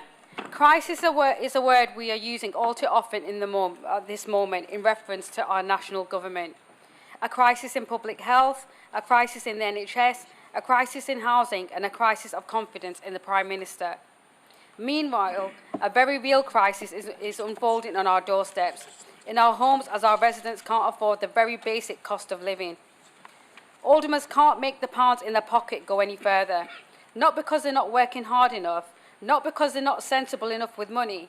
They're playing by the rules. They're trying to do the best they can for themselves and their families. Oldhamers, Madam Mayor, are in crisis. And the worst thing is that the government is not working to support those in that crisis. In fact, it is actively making life more difficult for people in Oldham. The government is taxing everybody more to pay for essential services through increased national insurance, after viciously cutting those same public services for the last 12 years. They have slashed in-work benefits and withdrew the universal credit uplift when it was needed the most. The highest tax burden in a generation with less and less to show for it, and a clear show of contempt for those in the most need. Because of the failed policies of this government, we have seen the biggest spike in prices on the most basic of goods, food in shops, vegetables, meat and milk, all going up. According to the Office of National Statistics, inflation is highest in household services and household expenses, followed by transport, then food goods, the very things vital to every person in every house in Oldham. And as the motion says, Madam Mayor, the cost of fill-up at the pumps has gone through the roof, and was through the roof well before the Russian invasion of Ukraine. The most expensive petrol ever and rocketing heating bills for families, all while the government unbelievably asks businesses and workers to exercise pay restraint.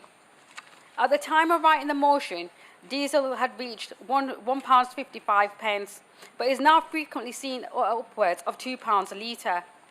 While I understand the international situation is contributing to the cost of petrol at the pumps, members will be interested to know that according to the BBC, 57% of the cost of filling up is UK government tax and goes directly to Boris Johnson, 40% fuel duty and 17% value-added tax. It is in this context that I welcome the commitment from Andy Burnham to cap journeys at £2 across Greater Manchester. We're doing our bit, Madam Mayor. But on petrol, on household expenses, the government will not act.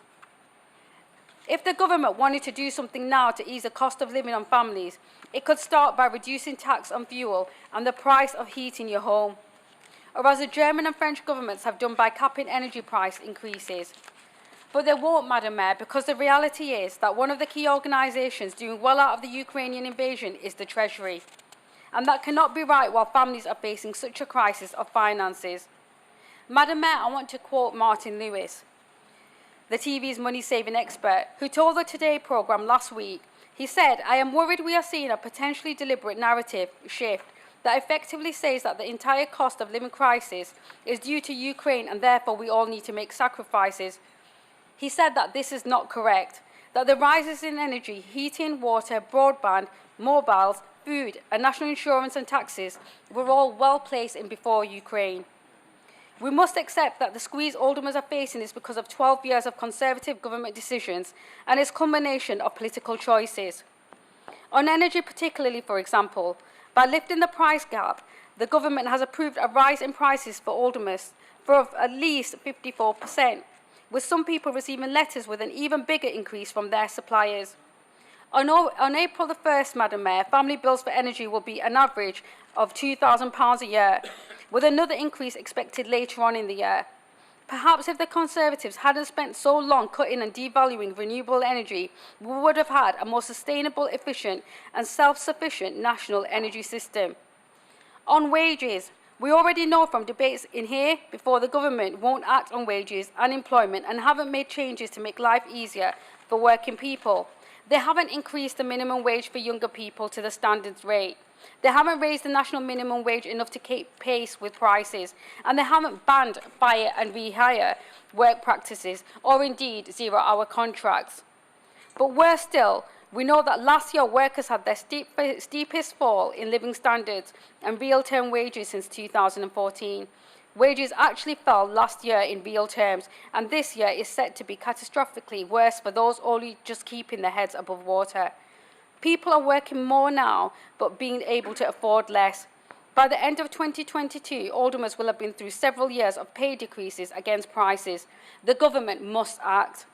In modern-day Britain in 2022, the National Institute for Economic and Social Research predicts that the number of households classed as destitute will hit 1 million. That's devastating, Madam Mayor, and the impact of that on local families is going to be even more devastating. It is in this context that I welcome the decision of Councillor Sarah Abbott to resign from the Conservative Party and the Conservative Group. She's a brave woman of great principle, and indeed she has seen the cost of living crisis facing her residents in Medlock Vale. She has come to the realisation that the Conservative government is making that situation worse, and I praise her decision in her email of resignation, her clear reasons for why she resigned as a councillor. And it was very sad for me, Madam Mayor, as a fellow Muslim woman entering politics, that she had to make that choice due to the policies of her government. I wish her well in her future. But, Madam Mayor, the government is driving people to make impossible choices, just as they did Councillor Sarah Abbott. Oldhamers are in a crisis, and while doing what we can, the government must act now, and that's what this motion asks for. I move the motion, Madam Mayor. Thank you, Councillor Shah. I call on Councillor Murphy to move and Councillor Hazel. Sorry, I turned over too soon. I call on Councillor Roberts to second the motion. Thank you, Madam Mayor. The Tories' cost of living crisis is hitting Oldham on top of the problems caused for many families by so-called welfare reform and the impact of the pandemic. I'm not going to repeat what's set out in the motion and what Councillor Shah has already laid out. I will focus instead mainly on what Labour has to offer as an alternative. Labour has made it clear that more needs to be done to tackle fuel costs.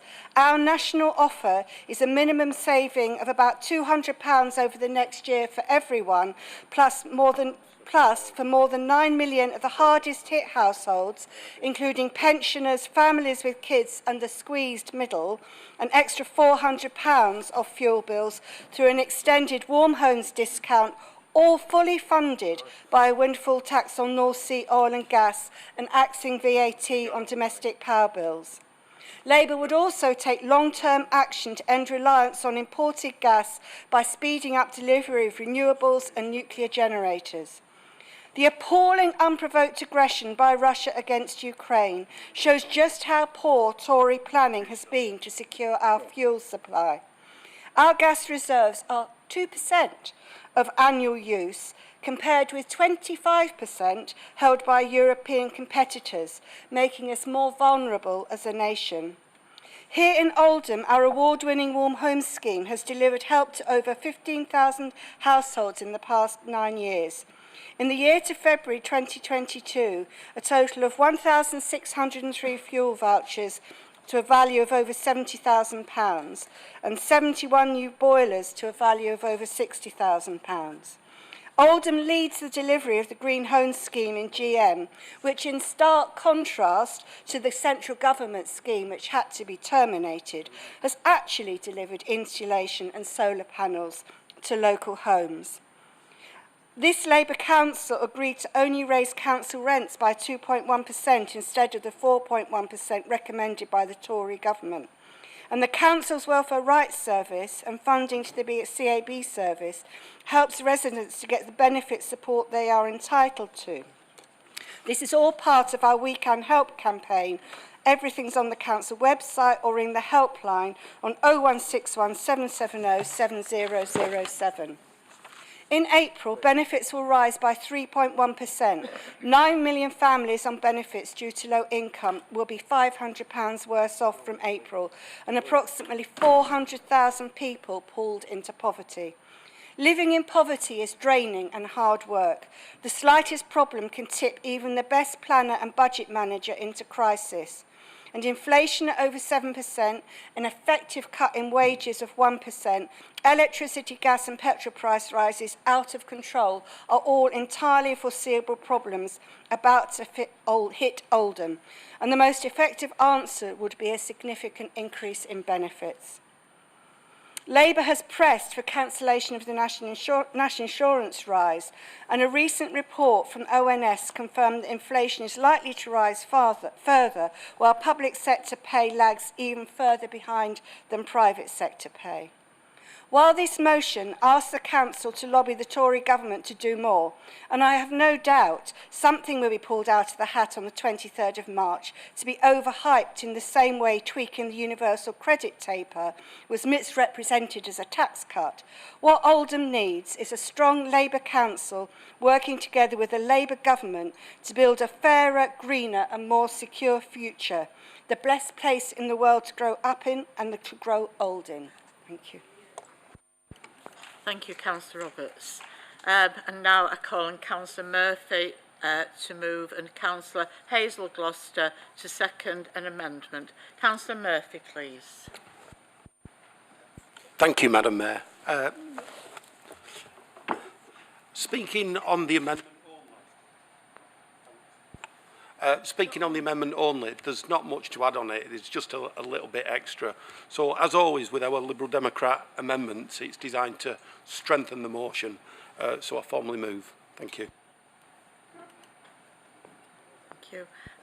Councillor Hazel Gloucester to second, please. Thank you, Madam Mayor. I'm not going to speak. I second the amendment, and just to say it is to strengthen the motion, not to change it in any way, shape or form. Thank you. Does any member wish to speak on the amendment? Councillor Woodvine. Anybody wish to speak on the amendment? So, Councillor Shah, you have the right to reply. Does Councillor Shah wish to reply? On the amendment? No, not on the amendment, I don't know.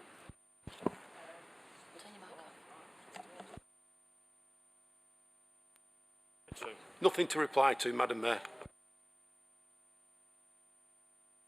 Does Council agree the amendment? Those in favour? Those against?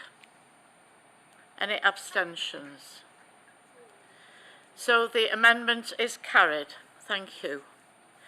So does any member now wish to speak on the motion as amended? Thank you. Councillor Woodvine, was your hand up? Thank you, Madam Mayor. Once again, we are witnessing yet more hypocrisy from the Labour administration. It's not surprising that the people of Oldham have stopped listening to what they're saying, because all they seem to do is lie. It's time Labour started to practice what it preaches. Yeah, we're debating the amended motion, you know, not accusing each other of lying. Let's stick to the motion. It's just the same. Yeah, Okay. there has been a point of order Okay, raised. Madam Mayor, that's fine. Thank you. All I'll say is they seem to tell mistruths. It's time Labour started to practice what it preaches, not say something and then do the opposite. I'm not pleased to see more hypocrisy, but it's what the people of the borough have come to expect from this composition of Labour councillors. How can they have the audacity to talk about the cost of living when only a fortnight ago they made the decision to make the cost of living to make living even more costly? It doesn't add up, much like the budget they approved. The fact of the matter is that the government have given the people, not just of this borough, but of the country in its entirety, immeasurable amounts of support consisting of billions of pounds. I've noticed numerous Labour Party releases to the press recently which are trying to claim credit for the government investment in our borough. We've seen the likes of Councillor Roberts saying that the Brownfield building in Oldham is her success. Yet the money which has made it possible is from the generous Conservative government. And Councillor Shah claiming credit for the Star Sixth Form coming to Oldham, once again made possible by the Levelling Up white paper produced by the Conservative government. For years, the Labour administration has scoffed at our Eton-educated Prime Ministers. Will Councillor Shah and her colleagues now start scoffing at the children of Oldham fortunate enough to be similarly well educated at this sixth form? The hypocrisy we are witnessing here is sickening.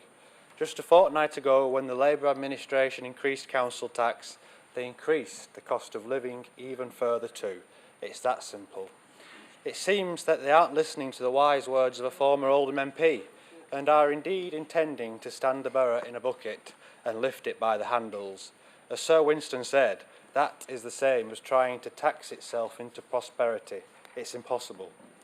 It was said at the last meeting that pennies don't come from heaven, and it's true they don't. They come from the pockets of hard-working taxpayers.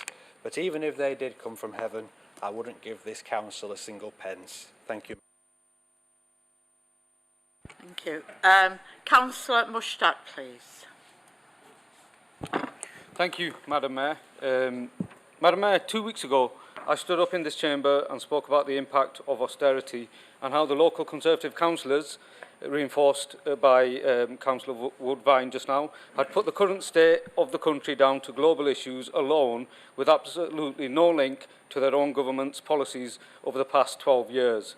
This motion makes that link for them, and it's plain for all to see and hear the effect has been cumulative over 12 years. Welfare cuts, cuts to public services, pay freeze, increase in inflation, all accompanied by headline fiscal policies in which the Chancellor puts greater emphasis on his own career and future ambitions to be Prime Minister than he does the needs of the people. Madam Mayor, from the beginning, the Tory line has been, we need to live within our means. If only this mantra had been applied when dishing out PPE contracts to family and friends, or handing out billions to fraudulent businesses. Again, a policy devised to boost the Chancellor's personal ratings. It made for good headlines, but it cost us, the taxpayers, billions of pounds. And these are some of the policies that Councillor Woodvine is singing the praises of today. While the people of Oldham were suffering, the Tories were busy filling the pockets of families and friends. The local Tory councillors will talk about their flagship levelling up agenda later on, Madam Mayor. You'll have noticed the increased cost in filling up your car or the huge increase when you do your weekly shop. I certainly have, as have many other local residents.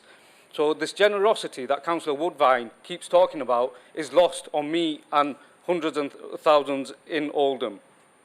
If the levelling up agenda happens, by the time it comes around, the damage will already have been done, unless this government acts now. Madam Mayor, this motion makes 3 simple but highly effective suggestions that will directly help Oldham residents with the cost of living crisis they are facing today. The first one is implementation of emergency measures to ease food, fuel and energy prices for Oldham residents. The second is to reverse cuts to welfare. And the third is to accept that families are facing a cost of living crisis, therefore reverse the decision to raise national insurance. If the Tory councillors are serious about levelling up agenda, agreeing to this motion this evening is a given, or at least you'd have thought it was a given. Madam Mayor, it's clear that they're not going to. And listening to Councillor Woodvine, it's clear that he doesn't understand what is actually happening on the ground. And this is a point I made 2 weeks ago, and I'm sincere in this because we are local councillors. We should be operating at a grassroots level. Not only knocking on doors and speaking to people, but actually understanding, empathising, seeing what they are going through. And clearly, as I said 2 weeks ago, the Conservative councillors are more in tune with supporting, defending their Conservative government. And there's nothing wrong, as members spoke 2 weeks ago, with criticising your own government. What worries me is, to criticise, you have to understand what's happening in your own borough, in your own streets, in your own wards. These councillors clearly do not understand what is happening. The motion says price of petrol and diesel is 155, and it also says by the time this motion comes here, there's a possibility that it's higher. It's now 160 and 170. 160 and 170. And again, I just need to stress that these councillors do not know. And I didn't know about Sarah Abid, and she is a principled person. I don't know her personally, but it takes guts to do what she's done. And she understands what these local councillors do not understand. Maybe it's to do with the wards they're in, I don't know. But we really, really need councillors in Oldham that understand these issues. Thank you, Madam Mayor. Thank you. Councillor Stretton, please. As Cabinet Member for Corporate Services, which includes human resources, I am pleased to advise that this council paid its hard-working staff the backdated pay award yesterday. This meant that the back pay was not subject to the April increase in national insurance imposed by the Tories. I know that the trade unions who represent our staff have welcomed this move. However, and sadly, it is in reality a drop in the ocean. From next month, a 1.25% increase in national insurance will impact on all of the council staff. It will affect every employee in Oldham's businesses. It will add to the running costs of the council, £990,000 per annum, almost another million raided from the council's coffers by this Tory government.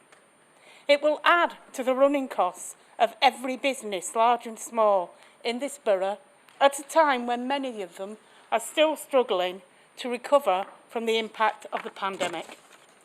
It is no exaggeration to say that for some of them, it will be the straw that breaks the camel's back, especially given that running costs such as fuel, heating, lighting, food are already skyrocketing.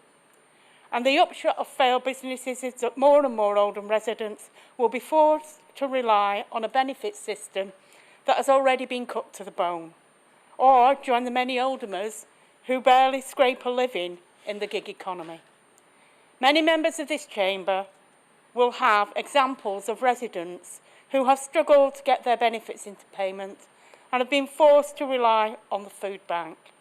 Some will rely on loans. Some of them are lucky enough that those loans will come from friends and family, but regrettably others will fall prey to loan sharks. And of course, big business such as petrochemical companies are profiting from the current situation. But who is the real villain of the piece here? The Tory government. In their 2019 manifesto, they promised to bring forward a solution for social care. In the same manifesto, they promised there will be no increase in national insurance or taxes. And now, as our motion states, at a time when taxes are at the highest in living memory, the government has reneged on that promise and has increased national insurance and claims that this is to fund social care. Despite local government challenging as to if or when any of that money would trickle down to councils, no assurances are forthcoming. Instead, they continue to shift the burden to local councils by, in their words, encouraging them to raise funding for the cost of social care locally through council tax, adding a 2% increase to the council tax bill for social care alone for this coming financial year. And if we had other funds to cover these costs, of course we would prefer to do so, without putting the burden on council taxpayers. But after 12 years of austerity and 230 million taken from this council's coffers, one of the hardest hit councils in the country and the government's slashing of council grants, we have no alternative.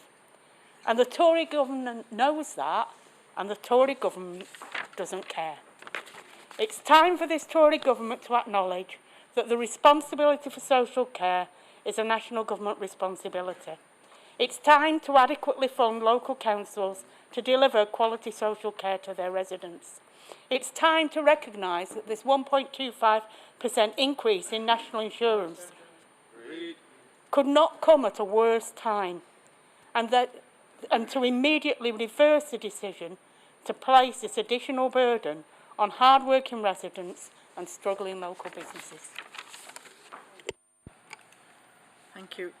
Owing to time, I'm afraid we won't be able to take all the speakers that have indicated, but we'll take Councillor Goodwin, please.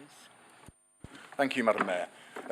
I rise to support this motion. In fact, I can't think that any member in this chamber would oppose it, as it is asking for support for the very people that we represent. It's been widely reported that energy costs are going through the roof, and this was before the invasion of Ukraine by Russia. And what's the government response? A £150 rebate on council tax, a rebate that means wealthy households in Kensington have a greater proportion of their council tax reduced than those here in Oldham. Fair? Certainly not. A £200 loan to reduce energy bills when the price cap is increasing by almost £700. A loan which has to be repaid after the price cap is expected to increase by a further £1,000 later this year. The repayment of this loan will put people in further financial struggle. What else is the Tory government doing to help the people of Oldham? Oh yeah, increase national insurance by 10%. I'll correct that. It is 10% because a 1.25 percentage point rise on 11% national insurance is a 10% rise. Another sneaky one, freeze personal allowances. So any wage increase that workers in Oldham may get, more of it will be taxed. As the motion states, petrol and diesel prices are at an all-time high and may increase higher. What has this government done? Nothing. Inflation is soaring, vastly, outstripping wage increases. What is this government doing? Nothing. And as for pensioners, this government has abandoned the triple lock on which an election promise. This means that price increase, the value of pensions are eroded further. As the campaigner and food writer told the Commons Work and Pensions Select Committee, that's Jack Monroe, by the way, the impact of this cost of living crisis on children living in the UK already in poverty would in some cases prove fatal, a term she stated she did not use lightly. What this motion calls for is the government to act, and yes, it could act, but chooses not to. It could reduce its VAT on fuel bills that it promised during the Brexit campaign. It could reduce its 40% tax take at the fuel pumps. It could increase benefits and pensions in line with inflation. It could impose a windfall tax on oil and gas companies which are profiting massively from the increase in oil. And it could reverse the rise in national insurance and increase personal allowances in line with inflation. And before the cries of there is no money begin, money was found for the global banking crisis. money was found for dodgy PPE and track and trace contracts, and money is always found for wars. As I said at the start of my speech, members in this chamber are here to represent the people of Oldham, not to defend or support the government when its policies are detrimental to our own residents. We heard yesterday of the resignation of Conservative Councillor Abid. She made it clear that she could no longer serve as a Conservative councillor because the policies of the Conservative government were detrimental to the residents she was elected to represent. That's called principle. So I call on all members of this chamber to support this motion. Thank you, Madam Mayor. Thank you, Councillor Goodwin. So we now move to the right to reply. Does Councillor Shah wish to reply? Yeah, briefly, Madam Mayor, and I thank colleagues for their robust debate on this motion. Clearly, there's a lot of passion on display from Oldham residents because of the cost of living crisis that they are facing. Madam Mayor, the truth is that we just can't have families unable to feed themselves. We can't have people who can't afford to get to work. We can't have cold homes and children going hungry. And we can't have residents having the rug pulled from under them and their plans. And we can't have thousands of more households in Oldham plunged to destitution. The government can act and can ease the pressure on families, but the truth is, Madam Mayor, that they're refusing to do so. We've heard references to the resignation of ex-councillor Seher Rabi tonight, and she resigned over the seriousness of this issue. And a direct quote that I read in the Manchester Evening News where she basically said that due to national policies of her party and her personal circumstances, she can no longer do justice to the role. She said, I believe it's right for residents of Medlock Vale to decide if they still agree with Conservative Party policies, which have created a cost of living crisis and will plunge millions of families into poverty. Madam Mayor, that councillor resigned over the seriousness of this issue, and I really hope that the government listens to this serious ask from Oldham today. Thank you, Madam Mayor.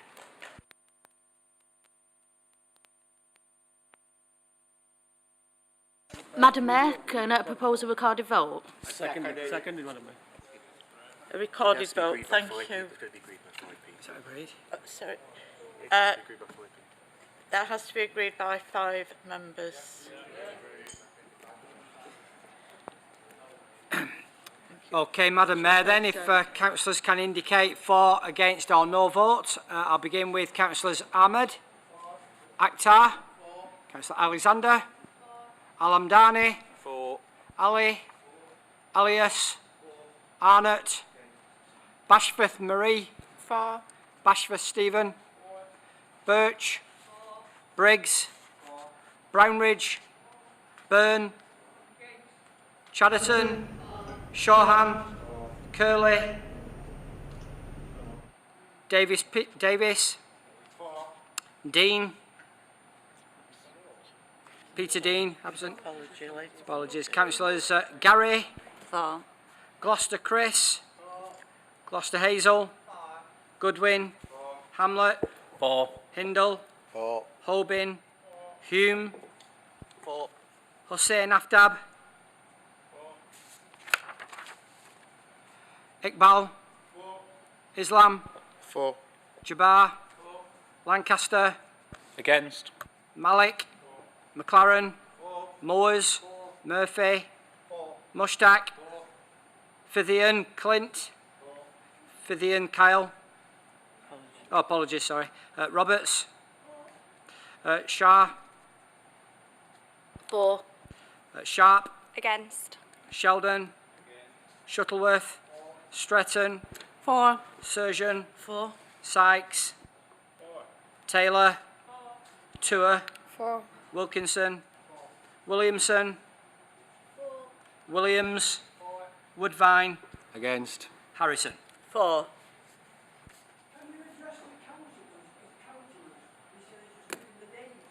That motion is carried. We now move to item 10, notice of opposition business, 30 minutes. So the first motion, I call on Councillor Lancaster to move and Councillor Woodvine to second the motion. Madam Mayor, can I just suggest that given the strength of feeling and the public interest in the opposition motion on CSC, I would like to move to change the opposition business so that we debate the CSC motion first, just so that we can ensure that we get enough time on it. Seconded, Madam Mayor.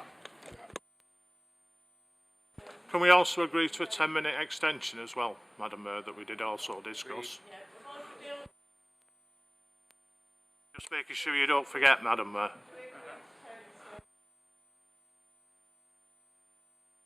Madam Mayor, should the opposition not be consulted on that? Well, no. Yeah, they don't need to be, Madam Mayor, as long as we vote for it, we take a majority.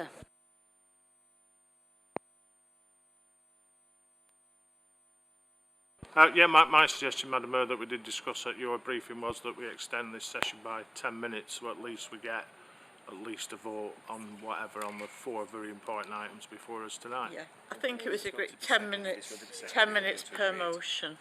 Yeah. Does council agree? Agreed. It's going to be seconded. It's going to be seconded as well. Yeah. So Have you got a seconder, Councillor Sykes? Yeah. Thank you. Does council agree? Thank you. Right, so Councillor Lancaster, please, to move your motion. We've changed it, Madam Madam Mayor, I believe we've just changed the It's order not of the yeah. motions. Yeah.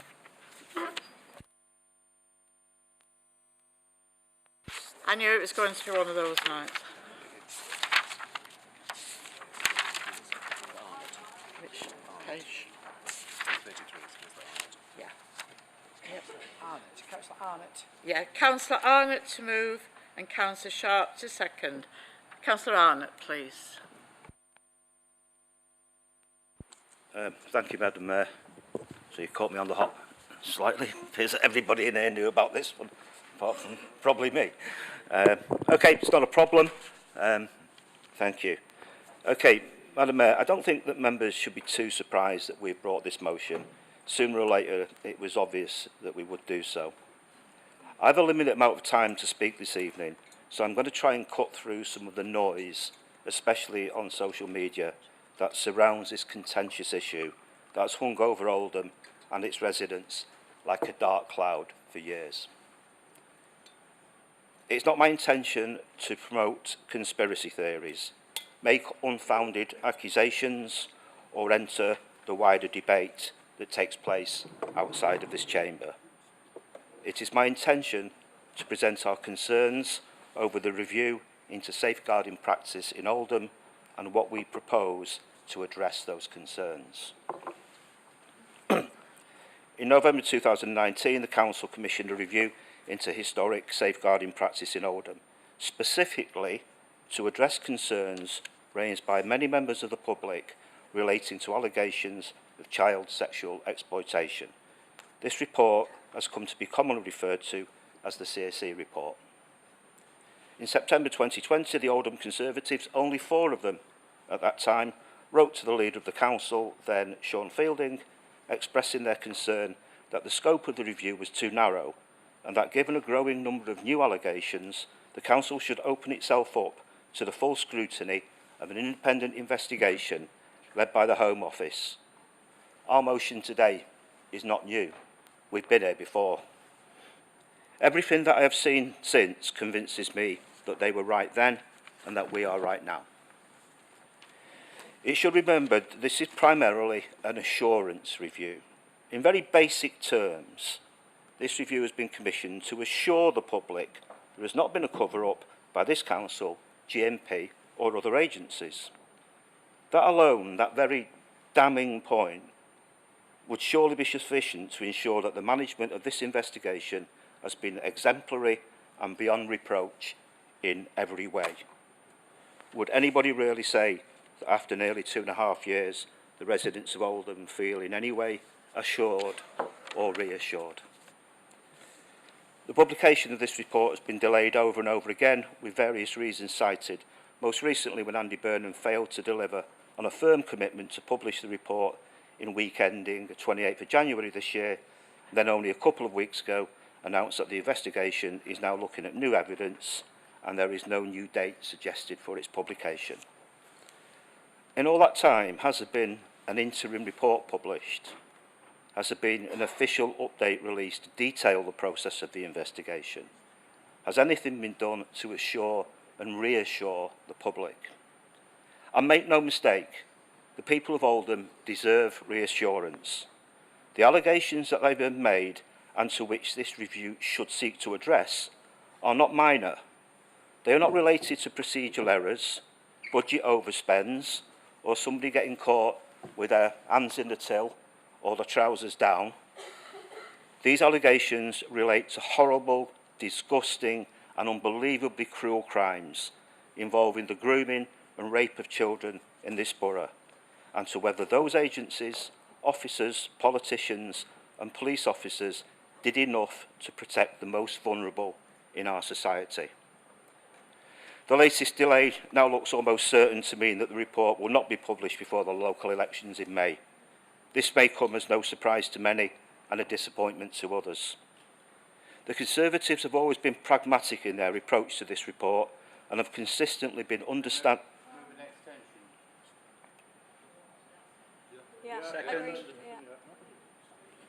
Thank you, much appreciated. The Conservatives have always been pragmatic in their approach to this report and have consistently been understanding and accepting of the many misdates and false dawns that have been a recurring feature of this whole process. But now, regrettably, we feel that the time has come to say that enough is enough. Nobody would wish to see anything other than a thorough, detailed and complete investigation which is victim-focused. But this review has failed to deliver with the urgency and expediency that concerned residents demand and deserve. While this review has failed to deliver, conspiracy theories abound, victims and their relatives suffer growing mental anguish, credibility is lost, and a frustrated I'm nearly done. Thank you. And a frustrated public grows more uneasy because their perception is their reality. Now is the time, Madam Mayor, for the Council to show its mettle. Can I finish 2 lines? It's important enough for us to shift the running order. Can I get a couple of lines? Yeah. Now is the time, Madam Mayor, for the Council to show its mettle, to face what is sure to be an uncomfortable reality and open itself to a full independent inquiry headed by and calling on the resources and expertise of the Home Office. Now is the time for the Council to put all other considerations aside and ask the Home Secretary to intervene and bring this review over the line. Thank you, Madam Mayor. Thank you. Councillor Sharp. Councillor Sharp to second, please. Thank you, Madam Mayor. I rise to second this motion proposed by my colleague Councillor Dave Arnott and support all that he has said. It is almost 3 years since the former leader, his cabinet and the entire Labour administration abdicated their responsibility and passed this investigation to Andy Burnham, a total failing of duty. Investigating child exploitation is now our responsibility, not the Mayor of Greater Manchester. Andy Burnham made it clear at the recent public question time in the borough that child sexual exploitation was not a priority for him and Oldham should just deal with it. He suggested it was this council who asked him to sort it out. This Conservative group and the Failsworth Independents have tried in vain to have CSE investigated at a higher level. And can I just remind you all of Councillor Hobin's words to this chamber over 18 months ago. He said, "We cannot go on like this. It is time to stand up." So with that in mind, I ask my fellow councillors in this room, will you be brave enough to stand up tonight and vote for this motion? To attempt to get justice and answers for the victims? Or are you going to vote to kick this into the long grass once again? It was International Women's Day last week, and we saw some very warm words from the leader of the council, celebrating women across the borough and beyond. However, would it not have been better if Councillor Shah had stood up and admitted that this report was going to be delayed, and admitted that this council was failing the victims, and that as a female leader of Oldham Council, Councillor Shah would ensure change would happen and take this failure straight to the government. Some of the victims affected are children and teenagers, who probably feel abandoned by this council. And if you vote this motion down tonight, you will send a very strong message to them that, yes, you are right, Oldham Council has abandoned them. I ask all of you in this room, parents, grandparents, brothers and sisters, but most importantly to my women colleagues in this chamber, please support this motion and let us get justice for the victims. Thank you.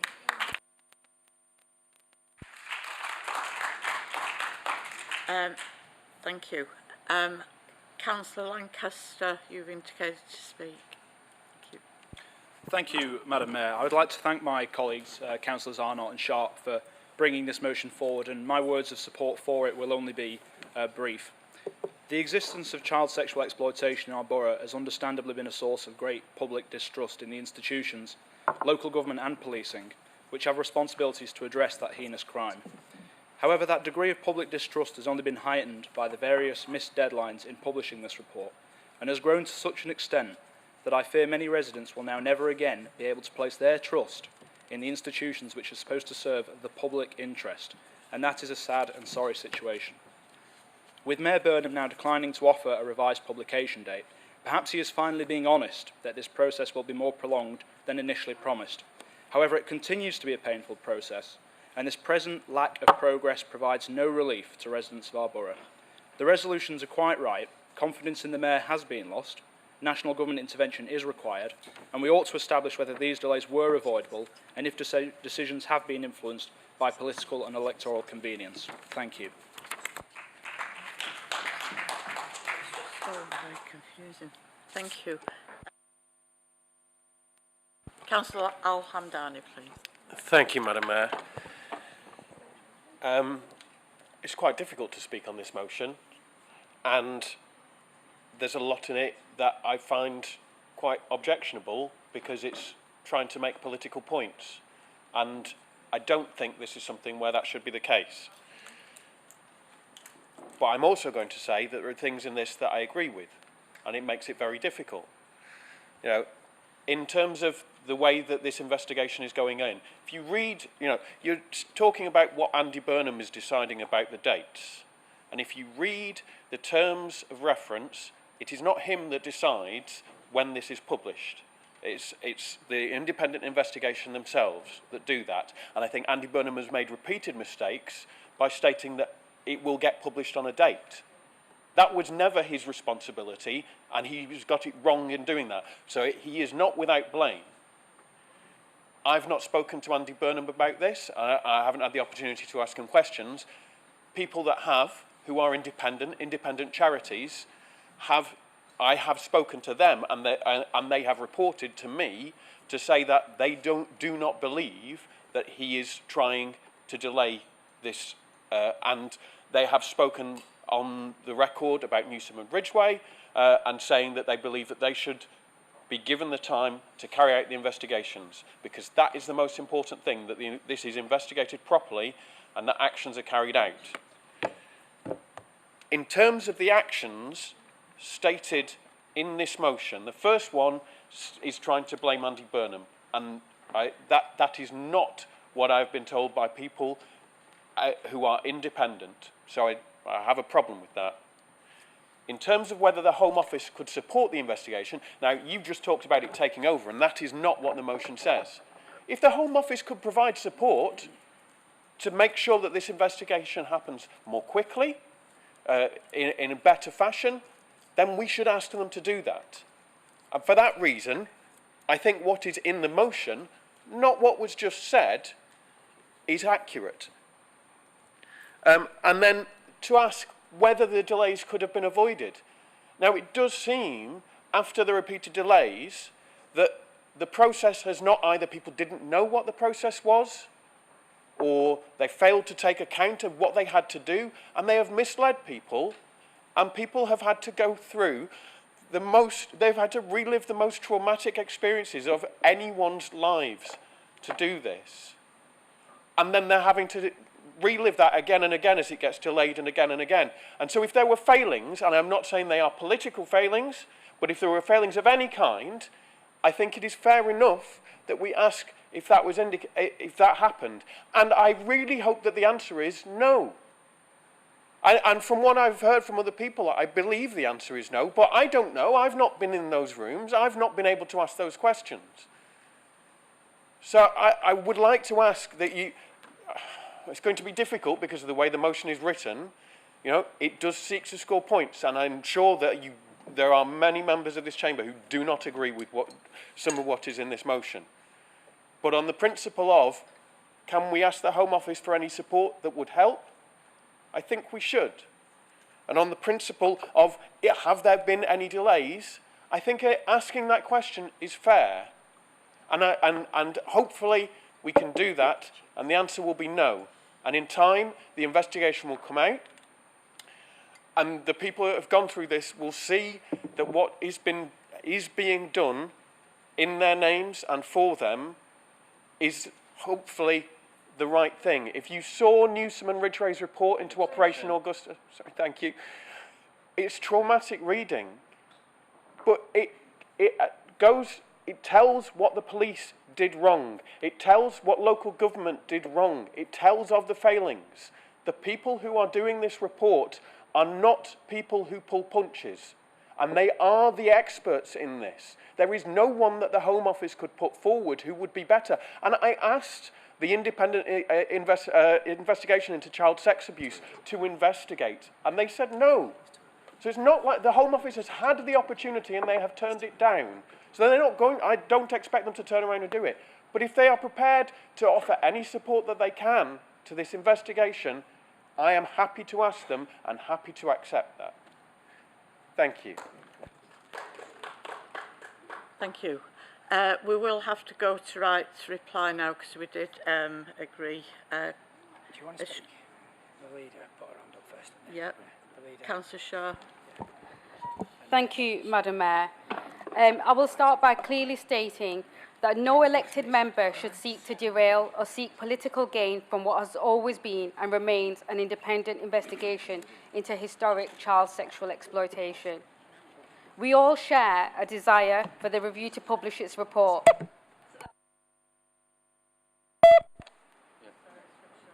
Oh, okay, sorry. We all share a desire for the review to publish its report so that victims' experiences can be acknowledged and so that we can start to rebuild and restore confidence in the services that current victims rely on. But most importantly, Madam Mayor, we must respect the integrity of the report and its process and trust the independence of the review team, which is Malcolm Newsom and Gary Ridgway. They have told us that this latest delay is due to a need to gather additional testimony from victims whose voices have not yet been fully heard in the review. They are keen to ensure those who have been affected most by this horrific form of abuse are respected and included. And of course, Madam Mayor, we support that decision. It is a disturbing fact that abuse happens, and often in plain sight. It is everyone's responsibility to report concerns and for those in authority to do all they can to protect and support victims and to bring abusers to account. If the investigation concludes that there are failings which need to be addressed, then we must and will accept it without reservation. Only by shining a light on the response by professionals can we fully understand the extent to which victims have the support and justice everyone would demand. What cannot happen, and it needs to be called out, is for elected members in this chamber to undermine that report. Every political party in this chamber must take responsibility and not seek to deflect or even suppress the report. For those who seek to politically weaponise this sensitive issue, let me be absolutely clear that the review will cover periods during which the council was run under a coalition of Conservatives and Liberal Democrats, and later when it was run just by the Liberal Democrats. And I will repeat, Madam Mayor, what I said earlier, that child abusers do not abuse based on political control of an area. They do so because they are despicable and evil individuals. I do want these words to be heard by every member in the room and every member of the public watching. Under no circumstances will party politics, political positioning, or deflection derail this investigation. This motion will fall, and it will fall for one reason only, that no one in this room matters more than those that are securing justice for the victims of abuse. Thank you, Madam Mayor. Thank you, Councillor Shah. And we'll take one more, Councillor Hoban, please. Thank you very much, Madam Mayor. I know it's running a bit later than we anticipated, but I do feel the need to stand up. It's every party that stood up in this debate up to now has railed against the other parties about using it as a political football, and then every one of them has used it as a political football. So I'm not going to do that. I'm going to cede to somebody that probably knows a lot better than any of us, and that's Maggie Oliver with all this institution, and she's accepted the delay this time. It disappoints me, and it angers me that it's took this time, these 2.5 years, almost 3 years, to get to this point. And I do believe after the review comes out, we may need that independent investigation after all. But I don't think this motion put before us is really that bad. Right? I mean, and what Sam said, even if we take out the reference to Andy Burnham and the confidence that we have in him, the other two parts of the motion, which are really just asking the government to support and make sure the report comes out, and asking for an investigation into it, whether there was any delays. I don't think there's anything for anybody in this chamber to vote against them two parts of this motion. And I think doing it does give the wrong idea to people out there, because it's not a hard motion, it's not demanding things, it's just asking that the Home Office look at it and make sure that it's done, to make sure that it's done in the right time and in the right way, and just to backtrack on it and make sure that we haven't been misled. So there's Point nothing... of order, Madam Mayor. What? Sorry. I think we have to be clear about this. Unfortunately, we can't pick and choose which parts of the motion we vote on. We vote on the motion in its entirety. If, obviously, the Fails with Independence wanted to put an amendment forward, they had that opportunity. But unfortunately, we can't pick and choose. We have to vote on the motion as it stands. I don't disagree with that, but sometimes you've got to swallow a bitter pill to get the rest of them through, haven't you? Yeah, just have you finished now? Thank you. Thank you. So now, Councillor Arnott, do you wish to reply? Very briefly, Madam Mayor, I'm aware that there's still plenty to do. We're rapidly running out of time. All I'll say is I'll make a quick point. Sam, I usually enjoy you standing up, and it's, for me sometimes it's the highlight of these council meetings, which can be a little bit dull at times and go on a little bit. This one, I'm afraid, is disappointing. I can't remember the exact wording that you used, and I think it was you found it some part of it objectionable. I find it objectionable to be accused of politicising this, using it to score political points, weaponising it. I find that extremely objectionable. I'm very, very surprised to hear that from you. I'll make the point, I'm not here to make political points. I'm not here to score points on a horrible episode. And I don't care whether this looks at a Labour council, a Liberal Democratic council or a coalition council. It means nothing to me. It doesn't matter who it is. Let's get to the bottom of this. Let's bring every little bit of resource we can possibly get. Let's help these people and let's get this over the line in quick time, because everybody deserves that. Everybody. Thank you very much, Madam Mayor. Thank you. Madam Mayor, can I move a recorded vote, please? Are the 5 people in agreement with that? Yeah. Yeah. Thank you. Okay, again, councillors, indicate for, against or no vote. I will give you your full title. I don't want to offend anybody, so it's Councillors Ahmed, Councillor Akhtar, Councillor Alexander, Councillor Al-Hamdani. For. Councillor Ali. Against. Councillor Alias. Councillor Arnott. For. Councillor Bashforth Marie. Against. Councillor Bashforth Stephen. Councillor Birch. Councillor Briggs. Councillor Brownridge. Councillor Byrne. Councillor Chatterton. Councillor Shawhan. Councillor Curley. Councillor Davis. Councillor Dean. Councillor Gary. Against. Councillor Gloucester Chris. Councillor Gloucester Hazel. Councillor Goodwin. Councillor Hamlet. For. Councillor Hindle. For. Councillor Hobin. Councillor Hume. Councillor Hussain Aftab. Councillor Iqbal. Councillor Islam. Councillor Jabbar. Councillor Lancaster. For. Councillor Malik. Councillor McLaren. Councillor Moores. Councillor Murphy. Councillor Mushtaq. Councillor Fithian Clint. Councillor Roberts. Councillor Shah. Against. Councillor Sharp. For. Councillor Sheldon. Councillor Shuttleworth. Councillor Stretton. Councillor Surgeon. Against. Councillor Sykes. Councillor Taylor. Councillor Tour. Against. Councillor Wilkinson. Councillor Williamson. Councillor Williams. Councillor Woodvine. And Councillor Harrison. Against.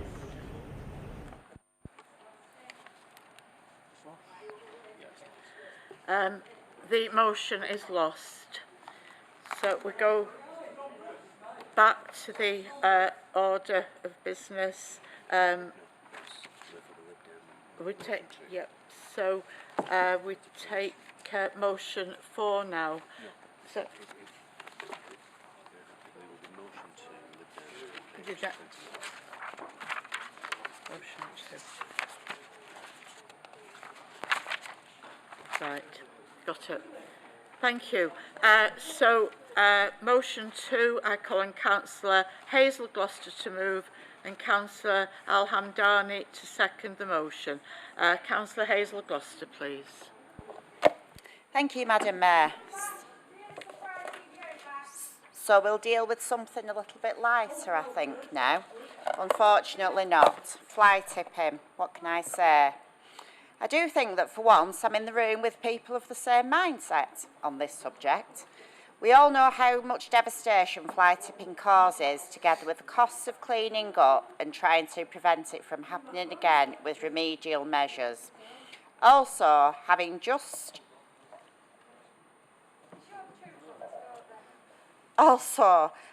through Sean Crompton Parish Council organised a clean-up of the River Beal within our ward, you really would not believe what has been removed out of that river. The behaviour contaminates our watercourses, kills our wildlife and causes fatal injury to both our domestic and wild animals. Unfortunately, we also all know that this is a very difficult behaviour to curtail or control. No matter how many spots you manage to stop being used by fly tippers, another 3 will appear overnight. We really need to stop this once and for all. However, I think the numbers within this room that know the full amount spent on fly tipping is actually not the same. I just want to do a very simple exercise. If you know how much OMBC spent on fly tipping alone this financial year, so that's 21-22, please could you just raise your hand and be honest, please? No. None? Well, 1 might at least. However, I did think that would be a similar case. Every picture tells a story, as they say. As elected members, we really should have information available to us that explains the sites being used, what it has cost to clear them, and the number of prosecutions that have taken place. With this, we can then work around our wards far more effectively. The information is available. I've actually done a short little exercise myself to find out if it is. So introducing an annual report is actually not a difficult task. Enforcement is one of the biggest gripes I encounter with residents. Everyone seems to think that people just get away with it, which I can never dispute, as I never find out the outcomes of reports I make. I know there are issues in relation to using CCTV, but I'm also sure that we do have the technology to work together and put a stop to this pitiful behaviour. With the massive costs of the Don't Trash Oldham campaign, surely we can utilise a far more comprehensive system to deal with fly tipping than we currently are using. And if not, we may as well all just pack our bags right now and go home. Thank you, Madam Mayor. Thank you, Councillor Gloucester. Councillor Al-Hamdani to second the motion. Thank you, Madam Mayor. Sorry, I didn't expect to be speaking on this after the previous, and I'm a bit... I think the most telling thing is I didn't know what my colleague was going to say when she asked people to raise their hands if they knew what we were spending on this. And I think this is all too telling. we're asking for a clear report on what we're spending on the different elements so that we can know how effective it is. And I don't dispute how successful the scheme has been. You've listed out all of the things that it's done. It's then just analysing and saying, could we do anything better? What's the true finances of this? How is it going in a wider scheme? So that, with regards to the report element of this, I think it's important that we just carry out proper analysis and make sure that things are adding up. And the other thing I want to say is on the response to the government consultation. I think it's really important that the government is consulting on criminal activity, and we have the opportunity to say that if criminals are prosecuted for what they're doing, for the mess they are making of our town, we can ask that the money that is got out of that goes to cleaning up our town. I think that's really important. Everyone here cares about this. It's not something that when I was little, when I was little, I did think about going into politics, and I didn't think I was going to be speaking about fly tipping. When you're a councillor, the difference it makes in people's lives is actually quite big, because it's something on your doorstep all the time. So if we can take that step and kind of crack down on the people who are causing this problem and use the money from that, I think it's really important that we do so. So please support the motion. Thank you. Thank you. I call on Councillor Chatterton to move and Councillor Davies to second the amendment. Councillor Chatterton, please. Thank you, Madam Mayor. And I rise to move the amendment. I think it's initially important to point out that under Labour, Oldham Council has gone further than ever before in terms of tackling the dumping of waste and fly tipping across the town. This year we've invested over £1 million in the Don't Trash Oldham scheme and have committed to do so again next year. Oldham Liberal Democrats have clearly seen how positively Don't Trash Oldham has been received and are now trying to jump on the bandwagon of its success with this poorly thought out motion. Firstly, and I must say, what Councillor Al-Mahandani and Councillor Gloucester have just said is slightly different from how it's worded in the motion. So firstly, with regards to the motion, I will question the wording, organised criminal commercial dumping of waste. Now, since I saw this motion, I've had conversations with officers over the past week, be it in neighbourhoods, environmental services or community safety. The intelligence around this is small, and there doesn't appear to be any referrals into us in terms of fly tipping an organised crime group, which is what is perceived within the motion. Now, I don't dispute that there is a commercial dumping of waste in the town. We've recently run a campaign to remind people to check for a waste carrier's licence if they were to employ somebody to dump with their waste, because of the potential for them to be prosecuted if their rubbish ends up fly tipped. But I'm yet to see anything to suggest that this is coordinated by organised crime groups. The vast majority of waste issues our enforcement team deal with are household waste. I assume, though, that the opposition do have the intelligence to back up some of the claims within this motion around the organised crimes and the commercial dumping of waste, and have referred that into either us or Greater Manchester Police. However, because I'm ready to be stand corrected that this is the issue that they claim it is.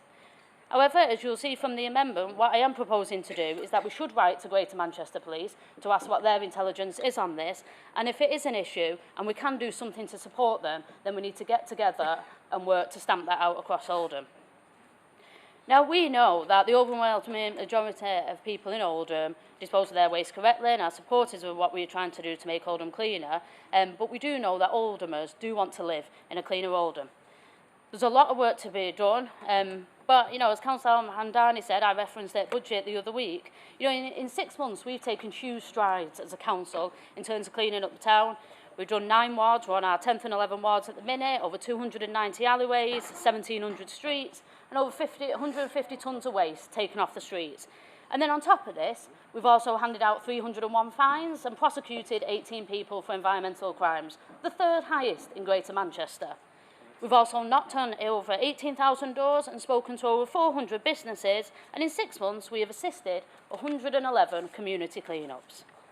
This is at the same time we've also been recruiting more environment marshals and more fly tipping and enforcement staff. Just for a moment, the amount of work that has been the amount of work that has gone into making Don't Trash Oldham a success has been absolutely immense. And given it's our last council of the calendar year, I'd like to place on record my thanks to every single member of staff in this organisation and that has worked non-stop to make Oldham cleaner and to make Don't Trash Oldham a success. Now, I don't dispute that there's still some way to go, and that is why we have allocated the money in next year's budget. But is the way to build on Don't Trash Oldham to focus on the things laid out in the opposition motion? No, it isn't. Thank you, Madam Mayor. Thank you. Councillor Davis, please. Second. Thanks, Madam Mayor. I'm going to second the amendment by acknowledging the success of the Don't Trash Oldham campaign. It's not just about cleaning up entries and footpaths in the borough. It's about providing the marshals to educate people about recycling in the right way, putting things in the right bins, and the fact that they have all access to recycling bins. Consequently, the more recycling the council does, the lower the charges for waste disposal. But where needed, they do have the power to prosecute. It's about working together with the residents to make it better, a better borough for everybody. So there's a few facts over the past 6 months while the scheme's been running. 144, I'm repeating what Amanda said because we didn't check what we both said, but I'll do it. 144 tonnes of rubbish cleared, which is dumped in the entries. Overgrown bushes and plants cleared. We've cleared 1,755 streets, 292 alleyways, knocked on over 1,800 doors. Officers have given out 301 fines, prosecuted 18 people for environmental crimes. This compares well with any other authority around Greater Manchester. I remember when I was first elected as a councillor in my ward in Failsworth, I was contacted by local residents about the state of their alleys. Overgrown with loads of rubbish, I decided to organise an entry clean-up. We leafleted both streets which backed onto the alleyway and ordered a skip which cost over £150. I worked with the residents and a ward colleague all day in the rain, but the results were good. However, if the Don't Trash Oldham scheme was around back then, it wouldn't have cost £150 for just, say, one entry. It would be clearing every entry as it is now. It's not just about Don't Trash Oldham, it's Don't Trash Saddleworth, Don't Trash St James's, Don't Trash Glodick, Don't Trash anywhere, and don't trash Failsworth. In fact, I can't wait for it to come to Failsworth in May. Thank you. Thank you, Councillor Davis. We'll have to go straight to right to reply. So does Councillor Gloucester wish to reply? I do, Madam Mayor. I think you've totally missed the point of this motion. This is nothing to do with Don't Trash Oldham. This is about people running businesses, charging people to collect the rubbish, who then go and dump it somewhere. Don't Trash Oldham, I will give praise where it's due. It's done a reasonably good job. However, I have actually reported 2 further places. One is an alleyway, and actually 2 alleyways and 1 car park that are an absolute disgrace. So either they were missed or they couldn't be got into because of the alligators. However, this is not about that. This is about the people that are charging people and then going tipping all the rubbish in the River Beal, up on the moors. I'm constantly receiving phone calls about this. Now, I really hate to say this, but this is about accountability as a council. If we cannot produce an annual report, all those figures that you read out there, Amanda, brilliant, but I don't know, and none of your councillors know the answer on fly tipping costs. So all that we're asking is to be able to work, understand where things are happening, understand what's happening, and trying within our wards and within our powers to actually try to make the situation better for our residents. I'm not asking for much, I don't think. The information is there, it just needs reformatting into a different format. And, you know, I just think it's lovely, isn't it? Our leader and chief executive have been round the borough, speaking to everybody, asking what their opinions are. And do you know what? We can't produce a little report about fly tipping, which is one of everybody in this room's biggest casework. And it costs us a fortune on top of Don't Trash Oldham. Thank you, Madam Mayor. Thank you. Councillor Chatterton, do you wish to reply? Yes, I do, Madam Mayor, briefly. So in terms of the alleyways, obviously that's quite specific and that's a casework issue. If you want to email me the alleyways, that is absolutely fine, Councillor Gloucester. What I will say, though, I know there are a number of alleyways in both Shaw and Crompton that are yet to be done because we have to hire external machinery to come and do them, and we're waiting on that. You happen to have a number of quite difficult alleyways, so there are some in Shaw and Crompton that are outstanding. You're not the only ward that is outstanding for a couple of them, so that may be true of other councillors. So in terms of commercial dumping of waste, I absolutely agree, Councillor Gloucester. It happens too much. It happens way too much. This is why we run a campaign, to tell people if you're going to get somebody to come and take your rubbish, you need to ask them for a waste carrier's licence. Because, if you don't ask for that waste carrier's licence and they go and dump it on Oldham Edge, it's going to be you that's prosecuted, not the person that dumps it. And of course it is important. We have our enforcement staff going around to businesses to try and ensure they do have waste carrier's licences. I was pleased to read the report in the Oldham Times the week before last about the shopkeeper in Oldham who had been prosecuted, and the judge told him you either pay the fine or you go to prison. And that's the level we should be taking it, because actually dumping and wasting has such a detrimental impact on people's lives that it should be taken vastly more seriously. And any help that we could get from national government to do this would be welcome. In terms of Don't Trash Oldham and some kind of annual report, I'm not able to produce an annual report. Well, you reference it enough in the motion. So, Can we just have one speaker, please? I know they say it's about Don't Trash Oldham, but it's referenced several times within the motion. So what am I expected to infer from that? So, in terms of report from that, of course there'll be an annual report. But, are we 6.5 months into it? I can't do an annual report 6.5 months in. But there will be an annual report. And, of course, Councillor Mandana talk about, you follow the trends and then you think about where you spend the money. Of course we're going to do that. And I've said previously, the second year of Don't Trash Oldham will not look like the first year of Don't Trash Oldham. We've already identified, say, 36 hotspots and things like that. A report will be made and it will come to council at the end of the first year, and that will inform then what the budget goes on and what the priorities are, and continue that going forward.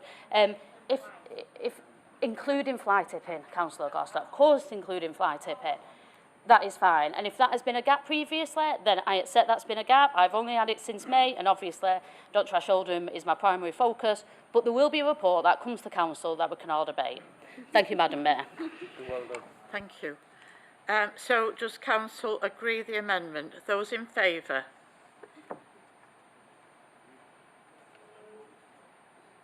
Against? Abstentions? So the amendment is carried. We will have to go straight to reply on the amended, the motion as amended. So does Councillor Gloucester wish to say any more to reply to anything? No. So does council agree the motion as amended? Those in favour? Those against? Abstentions? That is carried. The motion as amended. Thank you. The remaining two motions, we've only got time for proposing, seconding and voting now.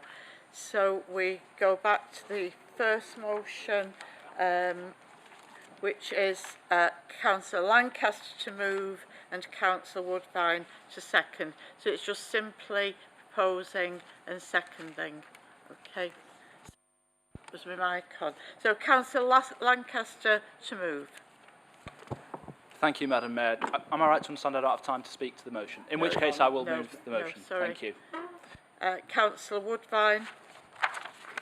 Seconded, Madam Mayor.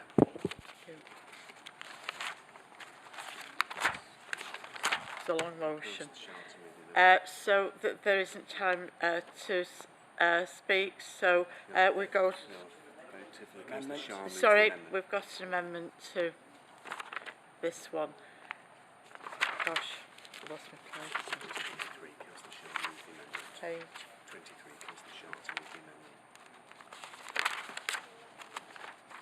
Sorry, I call on Councillor Shah to move and Councillor Akhtar to second an amendment. Councillor Shah, please. I move the amendment, Madam Mayor. Thank you. Second the amendment. Councillor Akhtar. I second the motion. Thank you. Sorry, amendment, Madam Mayor. Thank you. Voted on the amendment, Sorry, just vote on the amendment. Right, so we're voting on the amendment now, the amendment to the motion. Those in favour of the amendment, please show. Against? Any abstentions? So the amendment is carried. So we are now voting on the motion as amended. Those in favour? Against? Any abstentions? So the motion as amended is carried. So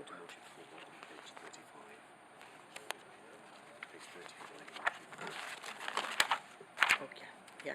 So motion 4, again it'll be simply moving and seconding. I call on Councillor Murphy to move the motion. Move, Madam Mayor, but can't accept the amendment and ask for a recorded vote, please. Okay, Councillor, you second the motion. So we still need the amendment to be proposed. Proposed, Madam Mayor. And Councillor Gary to second. Second, Madam Mayor. Thank you. Yeah, have we got support for recorded vote and a seconder? The amendment. Yeah.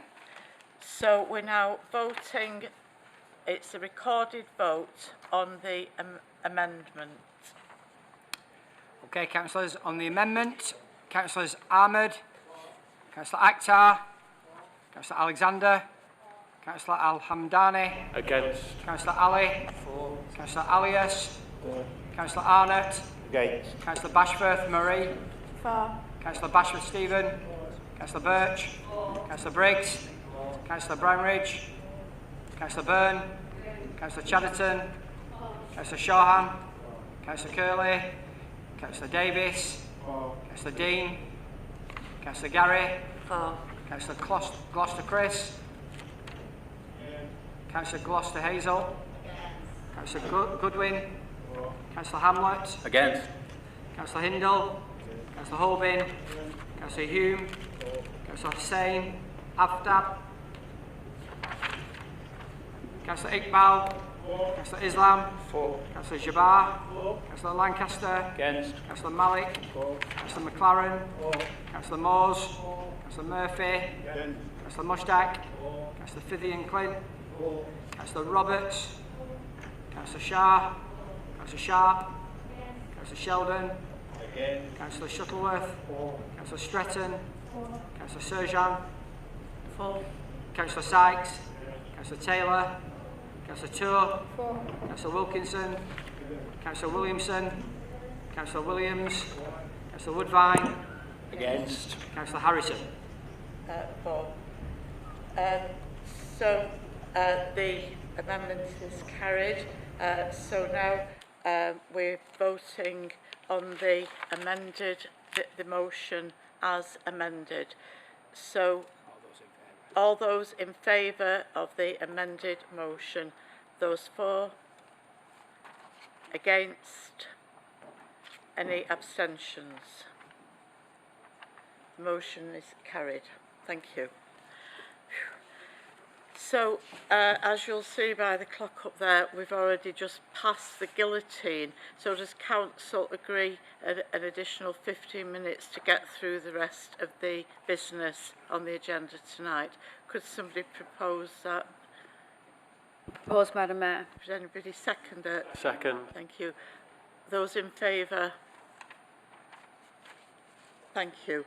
So we'll move on to item 11, appointment of the Chief Executive and Head of Paid Service.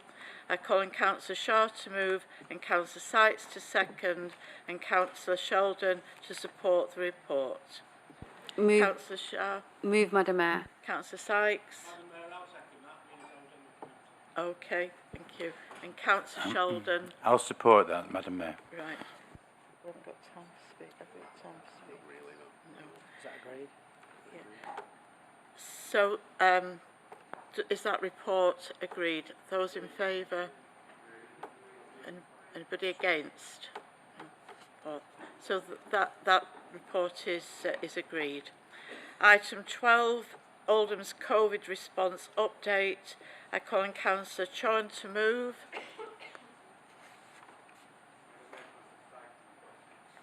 I was just going to make a suggestion after it had been moved and seconded that you might find helpful, Madam Mayor.